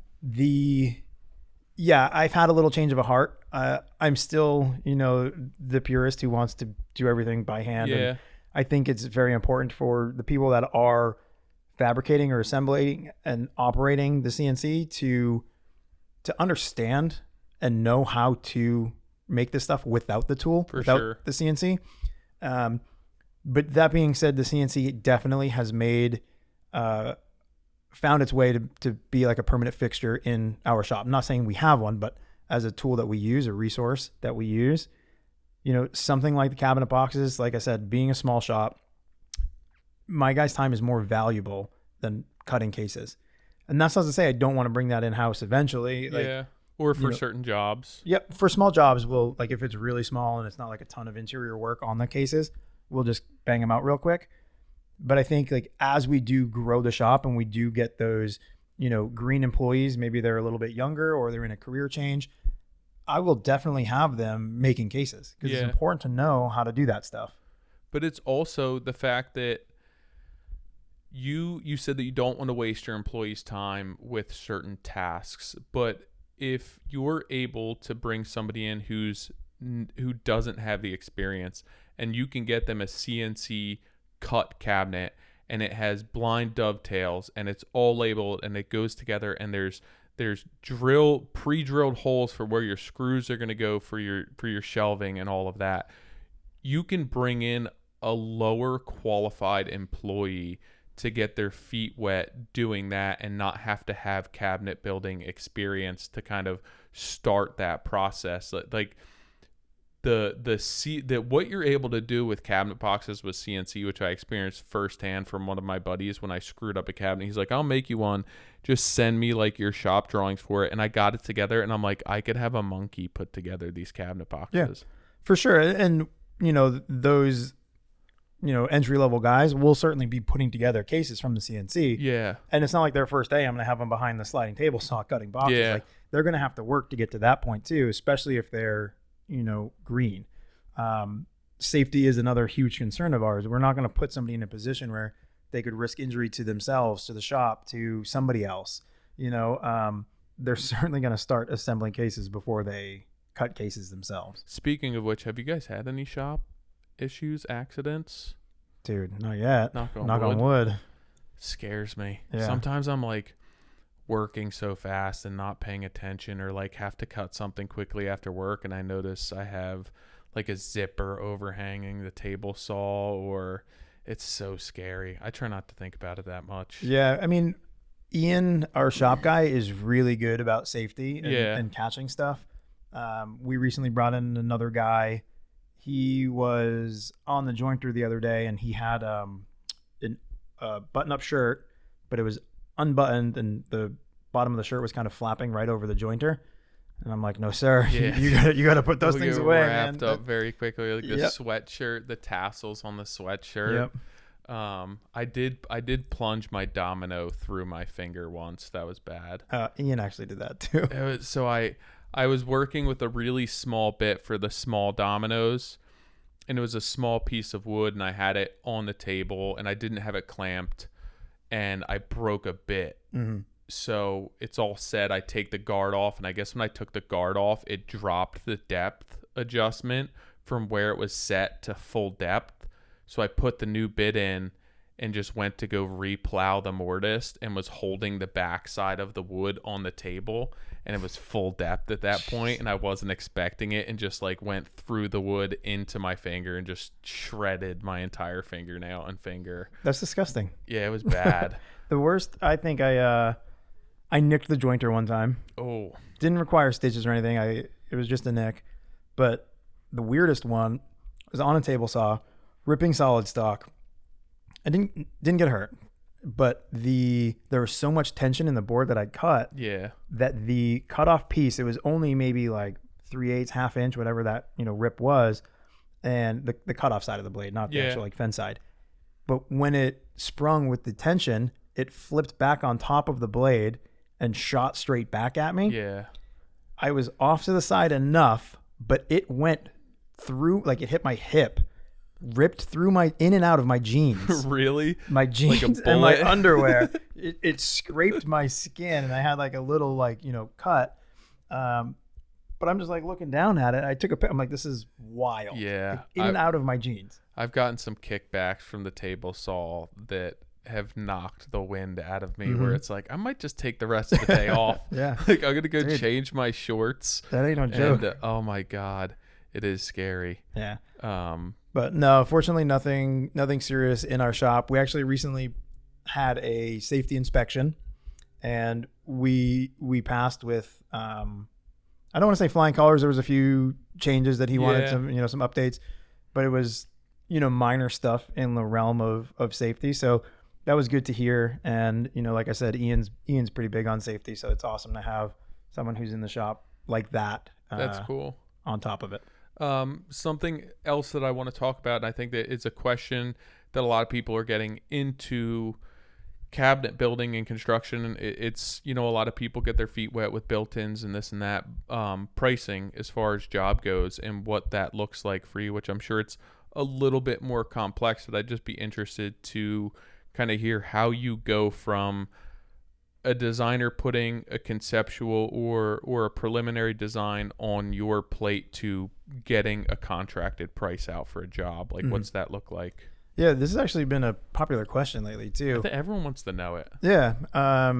So for us, I'm pricing every job individually. Yeah. Some companies have a square foot price, a linear foot price, all different things like that. And in the future, I think we will be able to build something like that. It'll be a lot more complex than just having, a linear square foot price. Yep. Because what we do is so different and every job is so unique. Yeah. That model really doesn't work for us. We tried it a while back and it was so inaccurate that it just didn't work. Yeah. So now we have enough historical data and, if a new lead comes in, they have, a kitchen design, I can take a look at it, spend, an hour or two kind of digging into it. And with that time and the historical data that we have, kind of take a look and be like, okay, yeah, we're going to be roughly in this ballpark. Does that work for you? Is that within align with what you were thinking? And if it's a yes, we can move right into a contract. We'll take a down payment. Yeah. At that point, I will spend more time on the actual project and come up with a fixed price for the client. So when you have a customer coming to you and you're saying historical data, I know for myself, a lot of times, so if I come up with a linear foot budget, it's not accurate, but at least puts me in the ballpark of getting people to say yes or no and kind of vetting those customers out. So I like to think a linear foot budget is based on historical data and past jobs, where I can look at a project that I did that's a similar aesthetic and say it was floor to ceiling, we had stain grade tops, and it was 12 feet long, and this is what it cost us. So it came out to this linear foot pricing. So I'm not wasting a ton of my time kind of for a customer that wants something that's not within their price point. Do you do something similar when people first get a hold of you, like that initial contact? Yep. And primarily Nick will do that. I spend a little bit more time actually looking through the job. Yeah. But Nick will be like, oh, this looks like, like you said, this past job. And this is what we, estimated on that job. This is where we landed on that job. So, okay, yeah, our pricing was accurate, and kind of kick over a ballpark to them there. And that's where it's like, all right, well, if you want to move forward, here's what we do. If that is out of your budget and you want to see how we can, here's a real buzzword right now, value engineer, this job, we're still going to need to capture that time, and we'll take some sort of design retainer. Okay. So when you get that initial budget, that kind of ballpark number approved, they're like, yeah, we understand the cost implications of this project. Let's move forward. Getting that retainer, how are you actually pricing these jobs out? Are you saying I'm going to go through and look at all my materials, all our hardware, our finishing costs, and our labor costs? Yeah, exactly. Yeah, so that's what I try and avoid as much as possible, because every job that you do is different. And to have that design, like most people who come to me don't have a design in place already. Yep. So it's like, if I have to figure realistically, shop drawings are what you need to price a job. And like, if not, you're going to forget something, or you don't have the right size hardware selected, or the drawer box ends up being different. There's just so many things that can affect the actual price of that. And to be that married to the job requires a ton of your time and effort. Oh yeah. And it, for me, with every job, and especially with what you guys do, one job to the next you could be doing a curved inset face frame, traditional beaded face frame, and then you're doing like a very modern frameless design with integrated pulls that, like, they're not priced the same at all. And I think that would be the difficulty of developing a system where it's like, oh, here's our linear foot pricing. Exactly. You're just making shit up. And that's why it's so difficult for us to do that. But, I think where our situations differ is you're involved every step of the process. Yeah. You're doing all the work.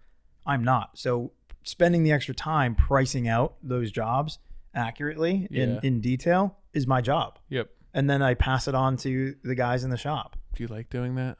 I struggled with it at first. Yeah. And the pricing thing, no, like I really enjoy like the design side of it, kind of figuring it all out. I struggled with it at first, like being in the office. But I don't mind it at the end of the day. I still want to get out into the shop and get my hands dirty. We actually have a vanity coming up that I'm going to tackle. That's cool. Yeah. So it'll be nice. I actually was in the shop a couple weekends ago, and it was just nice to be back out there and kind of get back after it. See, I don't know if it's just me. I love obviously working with my hands and having a tool belt on. I like to think of it a lot when I used to drink. Like the thought of drinking, you'd be like, oh, it's Friday, we're going to go out and drink. It was like, it sounded so amazing. And then when you actually did it, it wasn't that much fun. And like, I feel like a lot of site work is like that. You know, I'm going to build a deck. It's going to be outside. It's fall. It's nice. All of a sudden it's 10 degrees out in the morning. Yeah. The lumber's frozen together. When you're actually doing it, it's not as much fun. So I think that a lot of the site work and the shop work is very romantic. And when you get down to it, there's a lot of headaches involved with it. It's dirty. It's dangerous. It's frustrating. Things aren't the way that you thought that they would be. So I've kind of realized that much of my gratification with working is in that design end of things, where like you're taking a conceptual, building it on paper, and figuring out all of those little details, how things come together, whether it's a cabinet or an entire job. And then the site work is like, that's the easy part at that point. And like, there is gratification there. But for me, I get like zoned in on, I'm going to finish these shop drawings and get every detail of this sorted out and my exposures and everything else. And then when I'm done that, it's like, all right, I guess I'll build it. Yeah. I have a slight difference of opinion on some of what you said. So drinking? No, so we can dig into that later too. But the shop drawing side of it, I agree. I really like geeking out on the details, and it's like, how do we build this? And the kind of the engineering behind it and figuring all that out. I really enjoy that part of the process. I have always disliked being in the field. So like the frozen lumber and the 10 degree, yeah, screw that. I'm out. So this is why I prefer to be in the shop. Yeah. And I guess, naturally found myself in the shop because I really didn't want to do that work. But even being on site to even install things, I would still rather be in the shop than in the field installing cabinetry. Yeah. But where I disagree is, there's these things that like I'll build up and I'm like, oh, I really don't want to do this part of the project. Yep. This part of the project's going to suck, whatever it might be. And then you finally go and do it and you're like, that wasn't bad. No. Why was I, scared or not, maybe not scared, but why was I building this up to be something that it wasn't? And it's just so much easier than I like to say, my mom always used to say that I would build mountains out of molehills. Yeah. Where it's like, you made this appear as if it was going to be this massive headache or involve so much work. You just put it off for so long. Right. And then if you were just to take the first step to do it, it wasn't that big of a deal. I don't know. It's just sometimes not what I want to do. And that's why I like installation, because for me, it's fast moving and every situation is different. And a lot of times in the shop, because it's just me, there's so much redundancy, right? Where it's like, all right, you're going to make a door. The first door is cool to make. But then when you have 11 more or like 15 more by the end, and when you're building cabinets, it's different sizes, but it's the same thing on that style of cabinet until you're done. Right. And if there were people that I could hand these tasks off to, this is all self-inflicted, but it would be a little bit different. So a lot of times the shop work for me just feels as if it's never ending, and it's doing one task the first time, which I'm interested, and then after that I have to do it a dozen more times where I'm like, I'm over it. Yeah. I'm ready to get to the next thing. Well, and this is where having the team is nice. Yeah. Maybe I'll just borrow you guys. Well, I could just have you guys start making my How about cabinets. That? That's my question to you. Is there a world where there's another employee under you? Probably. Doug and I were speaking this morning, obviously. We had a wonderful date at Starbucks. I didn't even get a coffee. What the heck? Yeah. You weren't here. You were in Indianapolis gallivanting. You weren't living the Whitesville life. I feel like it's Whitestown. I don't know. But so the reason that I kind of scaled back and went back to myself were for some family issues and health issues with my wife's dad. And I've just found there to be less stress and less responsibility on me when I don't have the people under me. Not as far as like the daily tasks, but just having to be at the job by a certain time or check up on people, follow up with people. So I've really enjoyed kind of stepping back, subbing more stuff out, managing that. Don't get me wrong, there's a lot of days that I could use a hand, but I have enjoyed scaling back to be able to do jobs that I can handle by myself, or if I need to bring in a hand.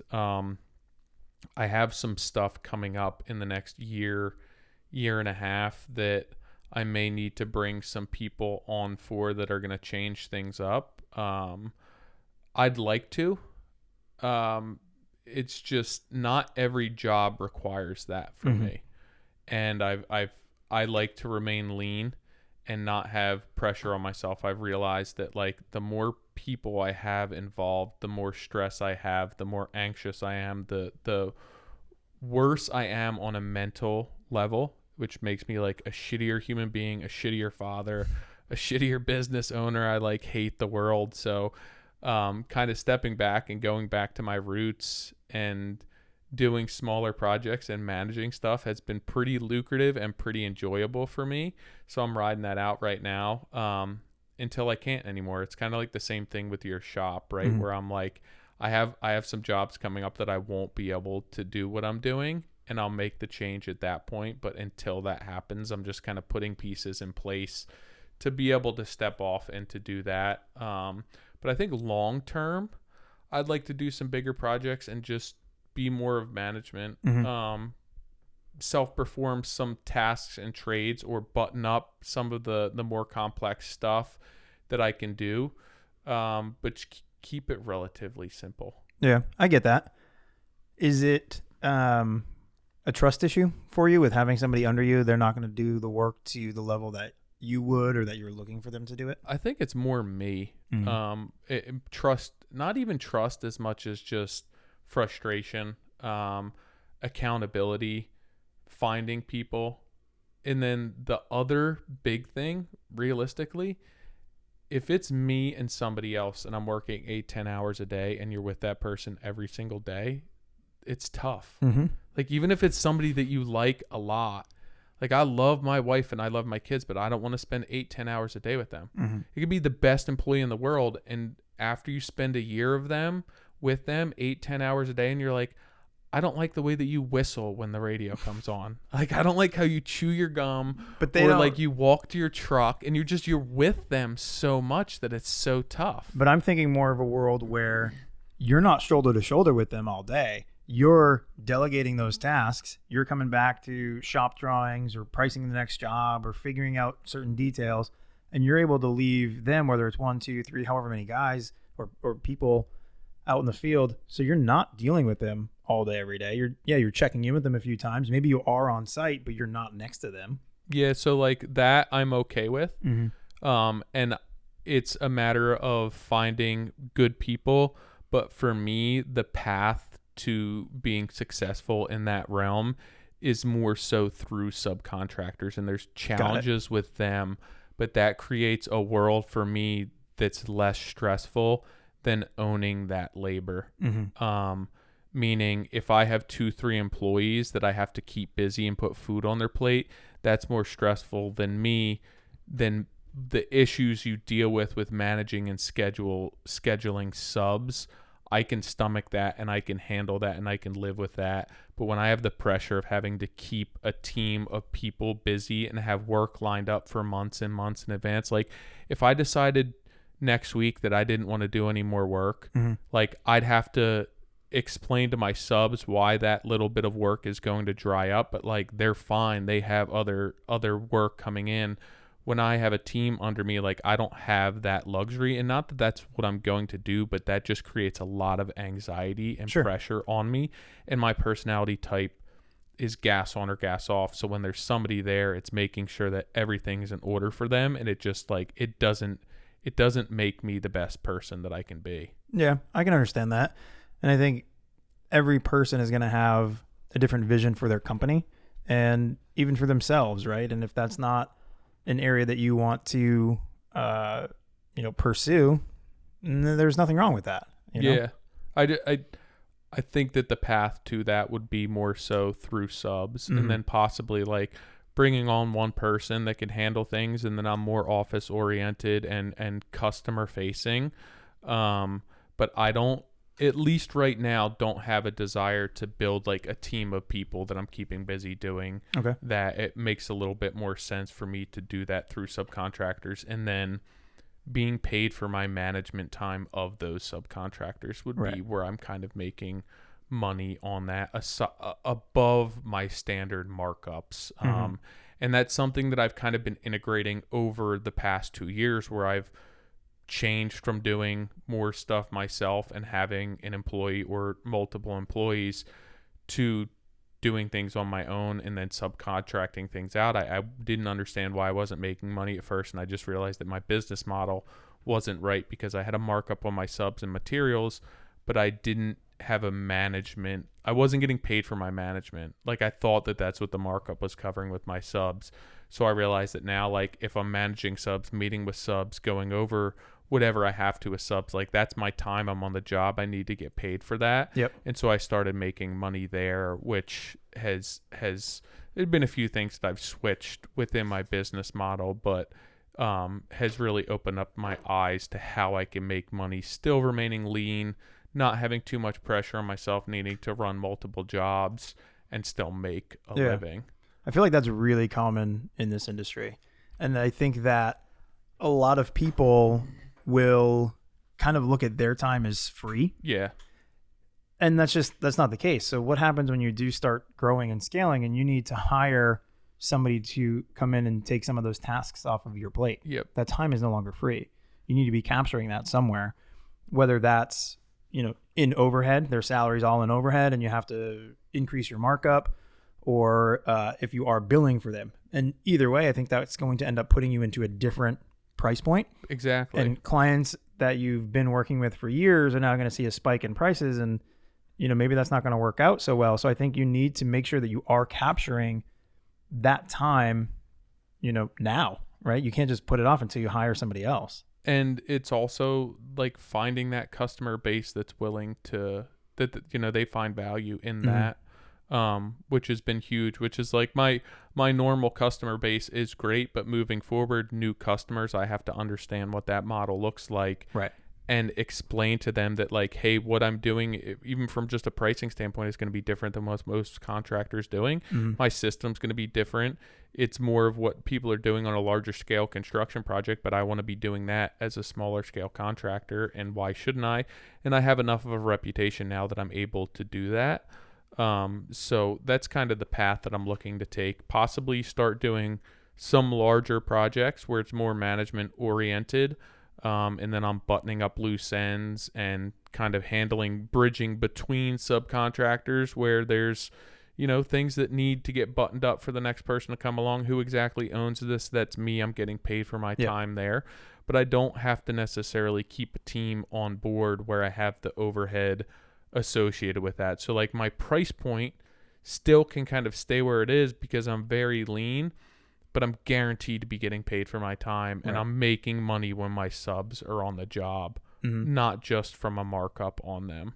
And therein lies the value in, your pricing. And are you explaining to the clients or that this is the value that you're providing, and that's why you may be at a higher price point than the guy down the street, but your documentation, your processes, your management are all captured in that? Yeah, and it's all fully transparent at this point. But I wouldn't be able to, and that's a big something that I try and reiterate with people is that this isn't something that I was able to establish and integrate as I flung the door open and kind of came into my own. Like, I had to do things a certain way and establish myself and establish a reputation and gain experience before I were able to have a shot at doing things these way. And at this point, it's like, I understand I can only do so much work every year. There's certain customers that want me to work for them regardless of because they want my system, and this is what my system looks like. So I have work there. The other end of that stick is that if I had multiple employees, I would need more of those type of leads to be able to fulfill the volume of work I needed. And I don't know how many of those customers are out there. So like, I only need a handful of customers to be able to operate in this way. And I have more than I need to be able to do that year in and year out. So it just makes sense this for me. A lot of it is more personal and mental than like from a business perspective. There's ways I can make more money in business. Sure. There's like, but I have to balance that with everything else in my life, family, my kids, my customers, and my own self, and figure out what makes me happy. Yeah. And selfishly, like, I want to fucking be happy. And Yeah. like, I don't want a That's ton not of stress. selfish. But like, I don't want to make my life more complicated to make a little bit more money to appease customers that want me to work for them. I'm sorry. I just don't. Like, I do a lot of this for me because it's what I want to do, and I can make a living doing it, and I want to be happy, and that trickles over into my customers' lives and that experience. But I'm not going to change my business model so that I can please more customers. Right. No, I totally get that. I mean, that's not a amazing business decision, but like, I don't know, maybe I'm not the best businessman, and I don't have like the desire to be the biggest business in the world. I like to kind of be able to do a few different things. I'm running with the podcast now and doing more social stuff. So I'd like to explore and be able, that's been providing a lot of fulfillment for me now. And it's something new, and I'm learning a ton with it and gaining experience. So I'd like to keep going down that route and kind of use business to feed what we're doing on Modern Craftsman.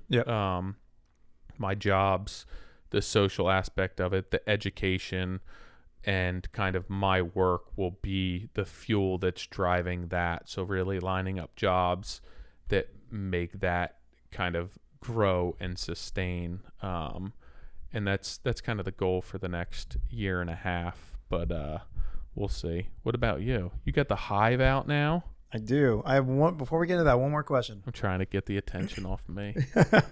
Let's go. I'm ready. It looks like you've been doing a lot more cabinetry lately. All right. Is that the whole question? Keep going. No, that's kind of it. I know before you were subbing that out too. Yeah. And there was a few projects we actually looked at for you years back, a while ago. Do you want to be doing more cabinetry in house, or are you going to continue to sub out a large portion of that? Kitchens I won't build. It's too much in there. So what I do build is, for me, it's mostly built-ins. It's mostly more complicated designs that, again, I feel as though I would spend the time on shop drawings, and at that point, to send shop drawings out and then wait 6 months for cabinets just doesn't make sense. At that point, it's like easier just to do it. But I would like to create more efficiencies within my process, get a more adequate shop space set up. And I think the long-term goal would be to be doing more management on those bigger jobs, and then do a handful of more custom cabinet jobs every year to kind of keep the money rolling in. But I think it's just like anything else. Whatever you put out, people hire you for. Yeah. And so recently I have a couple of bigger jobs for me lined up that'll be a few months at a time. And in between them, I would always try and put in another job. And then I'd be so far behind schedule. It's like, oh yeah, I can remodel your first floor in between this job, and I have 6 weeks, and then it's 12 weeks by the time you're done. So what I've been doing lately is not overbooking myself. And when somebody comes and they're like, hey, we want a cabinet job, I have the ability to turn them around. Other than what's been going on with slides and hardware lately, I've been able to turn them around fairly quickly, and I do enjoy them. Yeah. But I would enjoy them more if my setup was more legit. And so right now it's like when you were bringing Mike into the cabinet shop at night. I'm not set up as a full-time cabinet shop. So I would rather have something like that where that's set up as a cabinet shop, and I'm not bringing site tools in, and there's not the setup and the breakdown. And that's kind of on the docket for the next 18 months or so. Not like full-blown cabinet shop, that's not, but to be able to have something set up where I have like a spray booth set up and a cabinet shop set up, that I am creating efficiencies within there to be more profitable. So now those profits aren't going to be extended to my customers. That's going to be in my pocket. No, totally. That's actually really awesome. I'm looking forward to seeing that unfold over the next couple months. Yeah. So I always did enjoy that. I remember even Nick, when I think it was probably before you were on board, and I like the design aspect of custom millwork. It's hard to make a living doing remodel trim work, right? Mm-hmm. Like, who's going to hire you to come in and just do a room unless they're having a kid, like, and they want a nursery done. Right. It's like, let's put up wainscoting in here, but typically you have to be a subcontractor that's doing just trim. So I think the cabinetry end of things and smaller custom built-ins give me an opportunity to still enjoy that. It's not an overwhelming amount of work. It's not months and months of labor. And I can knock a job out and make decent money on it and enjoy and get a little bit of the cabinet side of things, the installation, the finishing, which are all things that I enjoy. But I would like to create a few more efficiencies within my process that just makes it a little easier on me. I think we all would. Yeah. I have a ways to go. It's just like you. Like, if you saw what I was working with, a lot of times you'd be surprised at what comes out of there, but it's just experience and understanding the process and your tools, more so than necessarily having the highest caliber shop or setup in the world. That's one thing that I always find funny is a lot of people reach out and like, oh, what tool is this? And then they'll go out and buy it. It's like, it's not the tool that's necessarily going to make you a better craftsperson, you know? And I've often thought about like doing a series or doing something where I just go out and buy like not even Home Depot, like Harbor Freight. You guys have yeah. like real bottom of the barrel It'd be tools. Sick. You can smell the deals. Yeah. and then just make some killer cabinetry. Yeah. Like, you know, I don't know you what could do it, angle dude. that You is. could even buy Harbor Freight like spray guns. Yeah. And get like a nice finish on cabinet if you know what you're doing. It would just be like a pet project, just something fun, you know. And I think people often get caught up in the tools, and you know, it's probably the same thing. Like, I know when I was into photography, and I'm sure with Doug, it's like, I'm gonna go out and buy this camera. That camera's gonna make me a good photographer. Yeah. It's like, no, it's not the camera that makes you a good photographer. Exactly. That would be fun to do that. Yeah, that'd be sick. And like, I mean, for a long, I made cabinets on like in a job before that like looked nice and turned out nice. You're not the only one. Yeah, people are doing it. I know. And it's there's certain tools that I think are like the Lameo, whatever, like Zeta. That's a awesome tool. Mm-hmm. There's so many applications for that. It's not necessary. Right. Like, there's things that make it easier, but you can do just as good of a job without that. But it comes to like efficiencies. Exactly. And especially for us taking our face frames off, having the Zeta system, and this is like a huge plug for them, right? Yeah. It makes it so much easier for us to, you know, pop those face frames on and off. Whereas if we did like a biscuit and pocket screws, it's going to take a little bit longer. Yep. It's much more of a process. So these are like those small incremental steps that you can take to improve efficiencies. It's that's exactly why I bought that tool in the first place. I had one specific job that I bought it for because it was a bunk bed. There was a pretty contemporary design, and everything had to be very precise and very accurate, and I had to fit it between two walls, and it was all built in with like pre-finished or not pre-finished, but plywood, veneered plywood. I remember those had the ladder, the removable ladder. Yeah, and like thinking of how I was going to build that in my shop and then take it apart and put it, I was like, this tool's just going to make it so much easier. Yeah. And I built it for that. And it's given me an opportunity, like the last set of cabinets I built, to be able to build the boxes separate and create a face frame that could go up the staircase in one piece. So it's opened up opportunities, but like there's ways that I could have done that without that. Like, you don't have to go out and buy a $1,500 tool and spend $3 on every clip that you put in to make it happen. But you'll get to a point where you have that luxury and you can do it, and that's sick. But like, I would argue that like some of the stuff that I built, I could build with Harbor Freight tools, and you wouldn't be able to tell a difference. No, and that's where I think this project would be fun. Yeah, I mean, I probably burned through a lot more of them. Yeah, but that kind of brings up another good point with, you know, bringing the cabinetry in house. That's another reason why we're not attaching our face frames to our cases. You know, I don't know what it's like in your market, but in Boston, like we're going into a lot of like small homes. They're confined. We gang build a lot of our stuff. So having the cases attached to the face frame all in one piece, trying to bring that up into, you know, a winding staircase, it's going to be difficult or impossible. So it helps to have everything kind of broken down in pieces and parts. Yeah. I mean, you may bring finish in house and still be doing things to some extent the same way that you are now. Yeah. I think even if we brought finish in house, we would still make face frames separate from cases. It's just the kind of jimmying and back and forth and loading and unloading that I'm sure everyone would appreciate, but it's the same thing that there's no, you don't need finish in house to be able to do what you're doing. You can struggle through that for 5 years, for 10 years and get to a point where it's like, we can finally do this.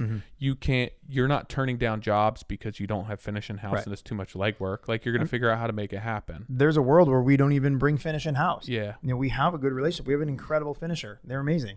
So we don't necessarily need to bring it in house. Yeah. Do we want to eventually? Yeah. But that's just us, kind of like you, wanting to have control over that process, the schedule, etc. Yeah. I mean, there's something to be said for absolving yourself of that responsibility as well, because finishing can be a fucking nightmare. Oh, yeah. And like to be hands off of that, there's not a time that I've ever finished anything where it's just gone according to plan. No. And for me, like I know what I want the end result to look like. Yeah. I don't know the best path to get there. And I've done a ton of finishing before. But even if you know the best path to get there, as soon as you start doing it and there's one single thing that's different than the last time, and then trying to figure out how to make that go away or fix that is just torture. Yeah. Like sometimes it's straight torture. Yep. So even if we brought finish in house, like I'm not the guy to run that. No, it takes a special person. You could finish your entire life and still have like so much to learn. And that's the same thing. Like people give me a hard time because people will be like, well, what tip do you use? What do you spray with? And I'm like, there's just no sense in me telling you because it doesn't matter. Yeah. Like it doesn't matter. Just go experiment, go try it, because maybe it saves you a little bit of headache, but like as soon as they change the way that the primer's made and now it doesn't agree with your top coat, like the tip doesn't matter. Yeah. You know, like it doesn't. It goes back to what tool is that? I'm going to get it so I can be like you, or I can build whatever. It's not the tool. No, and people think that I'm like a dick because I don't want to do it. It's like I could tell you what I use, but like it just doesn't matter. Right. Like it doesn't. There's a million different ways that you can go about this and find what works for you, and especially when it comes to something like that. But I'm down for the Harbor Freight Challenge. Dude, let's do it. I don't know if the sponsor aligns with us, but I'm down for the Harbor Freight So maybe Challenge. we'll have to like, do this totally separate. We'll wear masks or something so nobody knows who we are, and we'll just start a whole new series. Dude, you do it, and then I'll buy like some Harbor Freight paint stuff, and we'll finish it. You can just come up to our shop, and we'll do it all up there. We'll spray it with Harbor Freight stuff, and it'll be dope. We can go to what's big around here, Menards. Is that out here? Maybe we don't have Menards near. We don't us. have them up at our area either. I think we did, but not anymore. That's like out west. All right, so now that we're wrapped up with business, the Hive. Yeah. I guess that's kind of business. What's the deal? What is it? What was the idea for it? It's the most incredible notebook you'll ever use. Ever? No, so it's an idea that I've had for a number of years prior to even coming up with it. I found a similar notebook years and years ago. I reached out to them, gave them this idea, and they were just kind of like, yeah, maybe, and left it at that. And they're a much larger company. Yeah. And, ultimately years passed, nothing happened with it. And I decided, you know what, they're not going to make it. I'm going to make it. Yeah. And spent a lot of time coming up with, the design, the fabrication, the manufacturing of it, finding a manufacturer, getting all the information on, the spec of the pages, because it's made from stone, not regular paper. Yeah. So it's zero trees, zero water, anything like that. It's pretty sustainable. And the paper is super smooth. It's super durable, waterproof, Had you seen oil-proof. something like this before, or is this just like... So the notebook company that I'm referring to, I saw the stone paper Okay. from them. So that's what planted the idea for so stone it paper. wasn't just like I had this idea of stone paper. No. Like, what sort of drugs are you on? Yeah, 'Cause no. They sound legit. Stone paper was actually a thing. It's gotten more popular now over the years. This was 4 or 5 years ago. And for me, I always kept, especially when I was in the shop, I always kept a notebook of, inch to decimals. Yeah. Because I was constantly going back and forth with like the phone calculator. Same thing with, millimeters to inches, everything. So I used to keep in the front page of my notebook. That eventually evolved into having a little like hand-sized one, so I didn't have to write it in the notebook every time. Like, why don't I put this into the notebook? Yeah. And that's where the idea came from. And so, I ended up, making a line of them. Did really well right out of the gate. Really? It sold out because I only got, a couple hundred samples made, or 1,000 or so. You're that's your own money. It's not like you're going to investors at this point. So I didn't get a ton of them made. And before I even officially launched, we sold out. And it was like, well, it was right before the holidays. I'm like, I got plenty to get me through the holidays. Dude, it was like October. I sold out in 2 weeks. And it's a long lead time? Yeah. I would assume so. Yeah, it's several months to get them. So I left pre-orders open and then fulfilled them, and I think I got them in like January or something. Yeah. So everybody obviously was super patient. They knew the situation. We were very transparent about what it was. And that was 2 years ago or so. And now we have 3 different size notebooks, a couple different page types. Each one has given the size of the paper that we're able to deal with, different measurement conversions, things like that on the front covers. Yeah. So there's a lot of information in all of the notebooks, but obviously the larger the notebook, the more information that's in there. That's cool. Yeah. I haven't actually seen them in person, but I've seen like today's your lucky day. Today I see the Hive water bottle. I see that a ton of people using that. I love the idea of having a notebook, and for years in business I carried one around because I'm the type of person where I have a million things going on, and it's nice to like visually write it down and be able to check things off. And I do it on my phone too, but I feel like I use my phone for so many other things that it gets put on the back burner. It's just not a priority. And especially, and this is no bullshit, but like when I'm building cabinets, it's like notebook. Yeah. Because it's everything that I need, and like I'll still print them on the computer, but then I'm going through and I'm crossing stuff off, and notes are in my notebook as far as what I need to do during the day to finish this cabinet up, what this other cabinet still needs. And I just love having a notebook to be able to do that on. And I've gone through like all different types of them, leather bound notebooks, and it for me works better than the phone because the phone just has too many other things on it that it's a distraction. Yeah, I'm the same way. I mean, obviously I started the notebook company, right? But I prefer to write in the notebook as well. I do a lot on the computer still too. Yeah. It's obviously a great tool. And then for like my cut lists, I'll actually do those on the computer because we've created these spreadsheets where we're able to punch in, overall sizes, let's say. And then it'll break down every piece and part for me. So I'm not having to go through and do all the math. I went through and did it once, and now it just populates. So I'll use things like that. But all of my site measurements, to-do list, kind of just general notes, everything goes in the notebook. Yeah. It's, I feel like I always saw people like coming to jobs and taking notes on notebooks, or with like their glasses, or like a leather bound note. You could just see that's in their pocket and it's been worn. It always has been something that I feel like there's like a romantic side of that where it's hard to give up. And I prefer that to the digital age of things, even like sketching things down on an iPad tangible. For sure. And I know even like a bunch of tattooers, like younger generation, come up and they sketch on iPads now, and a lot of the older guys are just like no, it can't be done that way. Have you gotten tattooed by those guys though? Yeah, it's weird, but it works. Yeah. Oh yeah, it definitely does, and like it makes sense. Why wouldn't you? But it's it's just different. Yeah. I mean, it like being able to send that to a printer rather than taking a stencil to like a thermofax machine, it's just different. And I kind of like the experience that you get with doing things by hand. And I think that kind of dovetails and meshes well with what we do, that I just think that there's if it's handmade and there's human interaction and human touch, that's just a part of it. So that's super cool. I also want to talk to you about the Defender. Is it a Defender or Land Rover? Defender? Well, Land Rover's the manufacturer. Okay. Defender is the model. You've recently just bought that?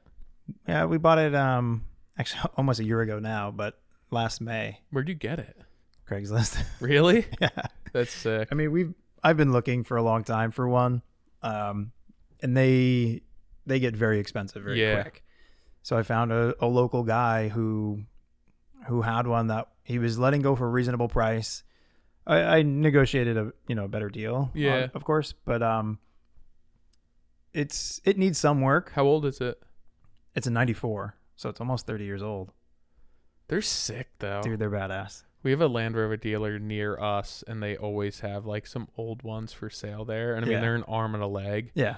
But they're so sick. Well, people restore them and then they go for like 150 grand and up. Like, it's insane. And we don't want to do anything with ours like that. Like, we still want to take it off road and beat it up and have some fun with it. And, like I said, it needs a little bit of work. We're going to work on that this spring. It's currently stored for the winter.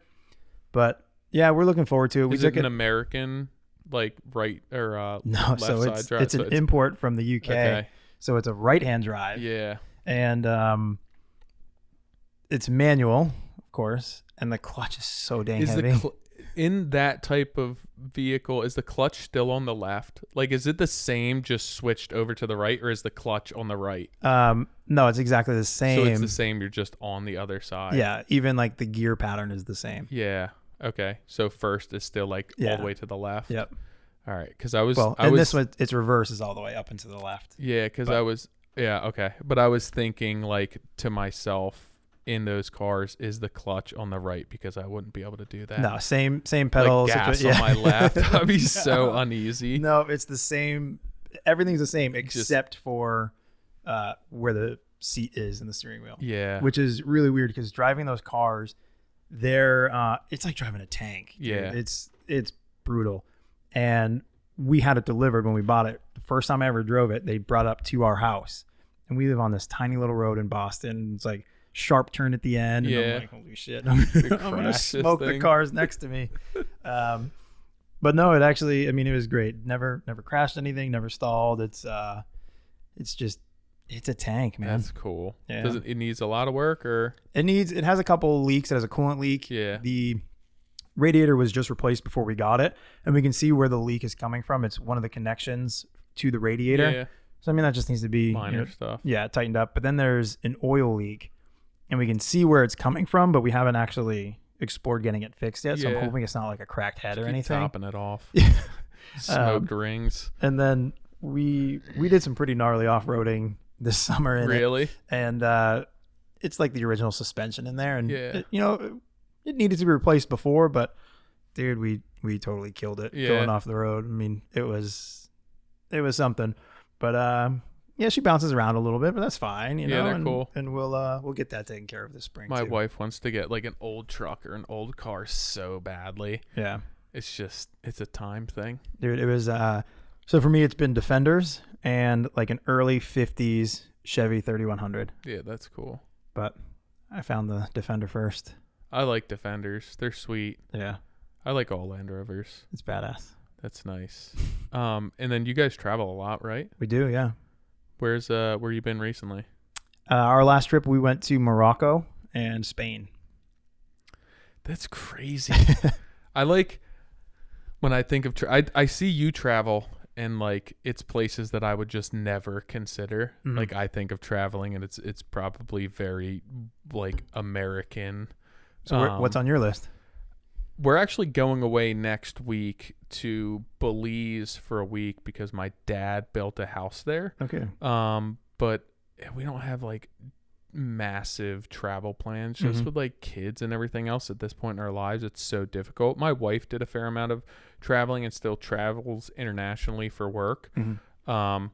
As I was younger, I didn't love traveling. I enjoy it more now. Yep. But I don't really have anything massive on my list. But then I see stuff that you guys do, and I'm like, how do you even think of this? Dude, one of my favorite experiences, you're going to love this, favorite experiences that I've ever done is driving four-wheelers through the desert. Where? I did it in Dubai, in the Arabian desert, and I did it in Morocco, in the Sahara Desert. Dude, how do you guys unreal. pick where you want to go? So a lot of the travel that we do is based off of my wife's work. What's she do? She's in event marketing for a very large software company. So they do events all over the world, and we're fortunate enough that we can kind of piggyback on some of those trips.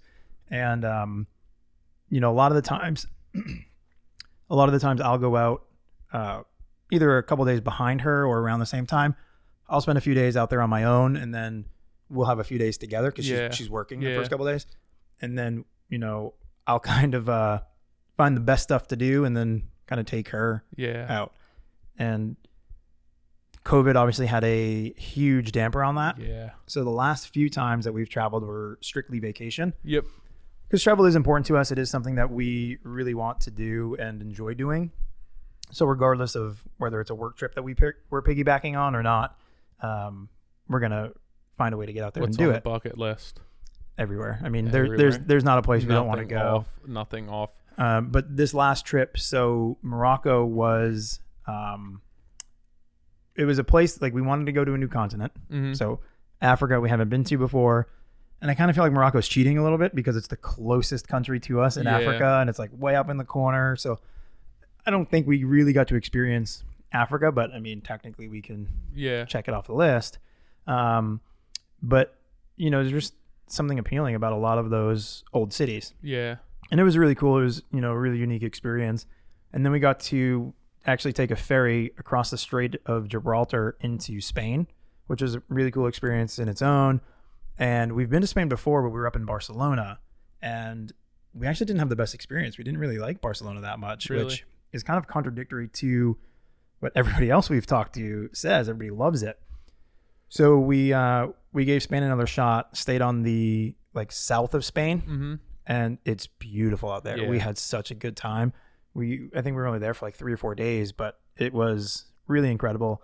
And I think I would encourage you and your family. I mean, your kids might be a little young right now, but I genuinely think travel is really important for kids, for people.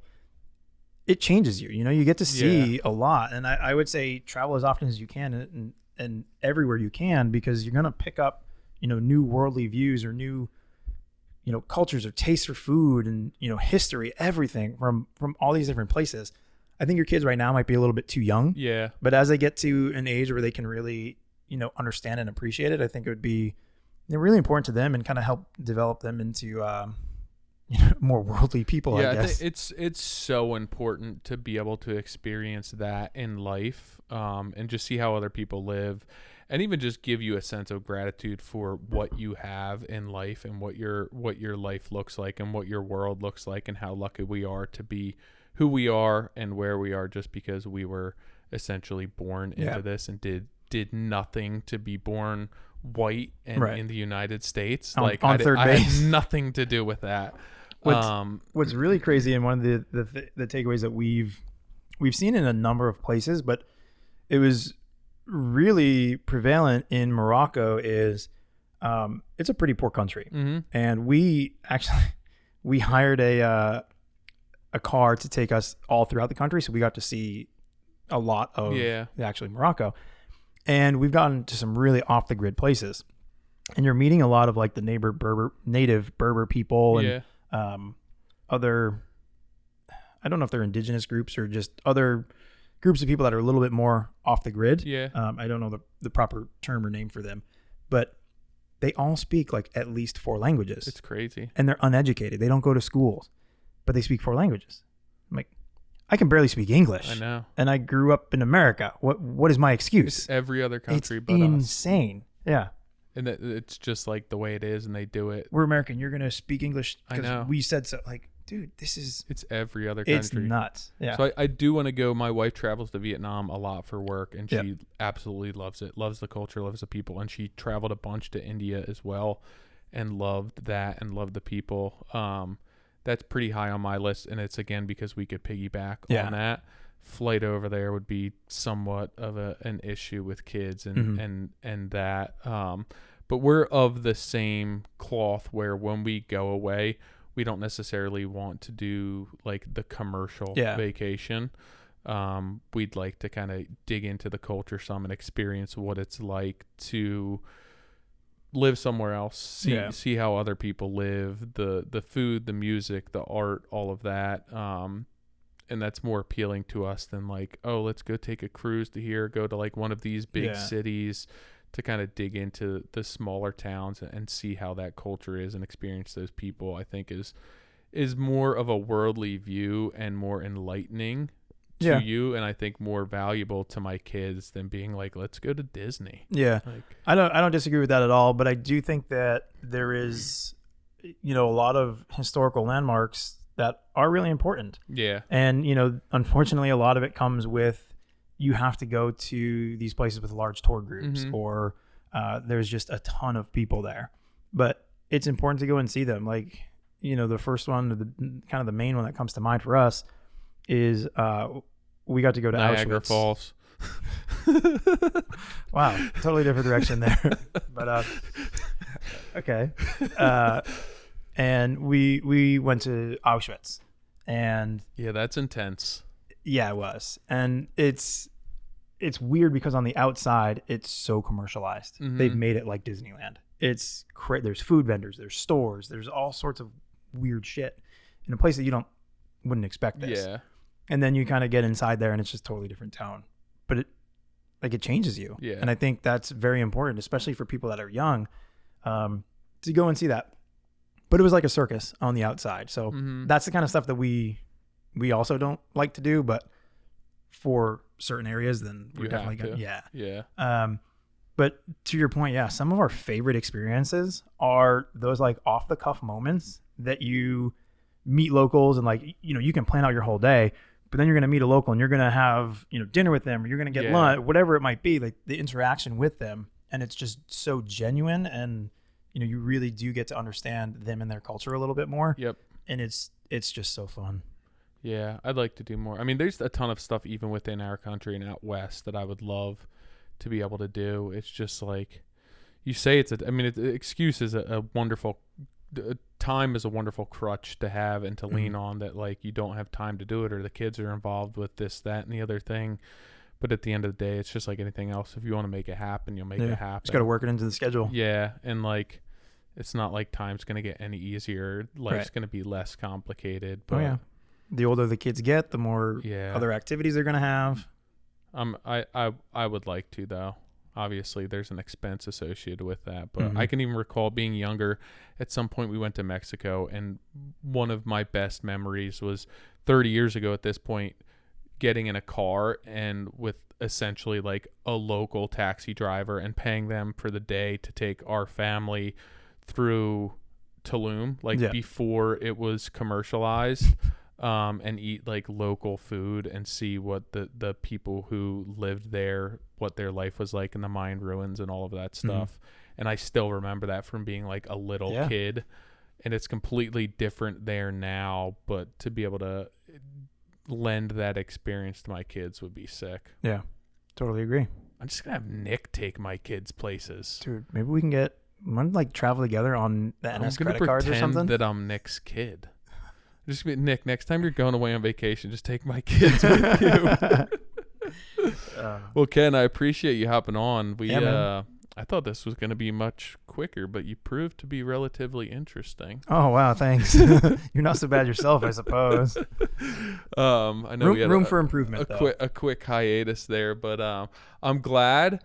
I feel like I've known you for a long time, but it's always quick interactions when I'm doing something else with work. You're busy, I'm busy, and I didn't know any of your background or kind of how you got into this, what drives you and makes you tick. And a lot of it I could probably hypothesize as to who you are and why you are the way you are, and why the work that comes out of your shop is the way it is.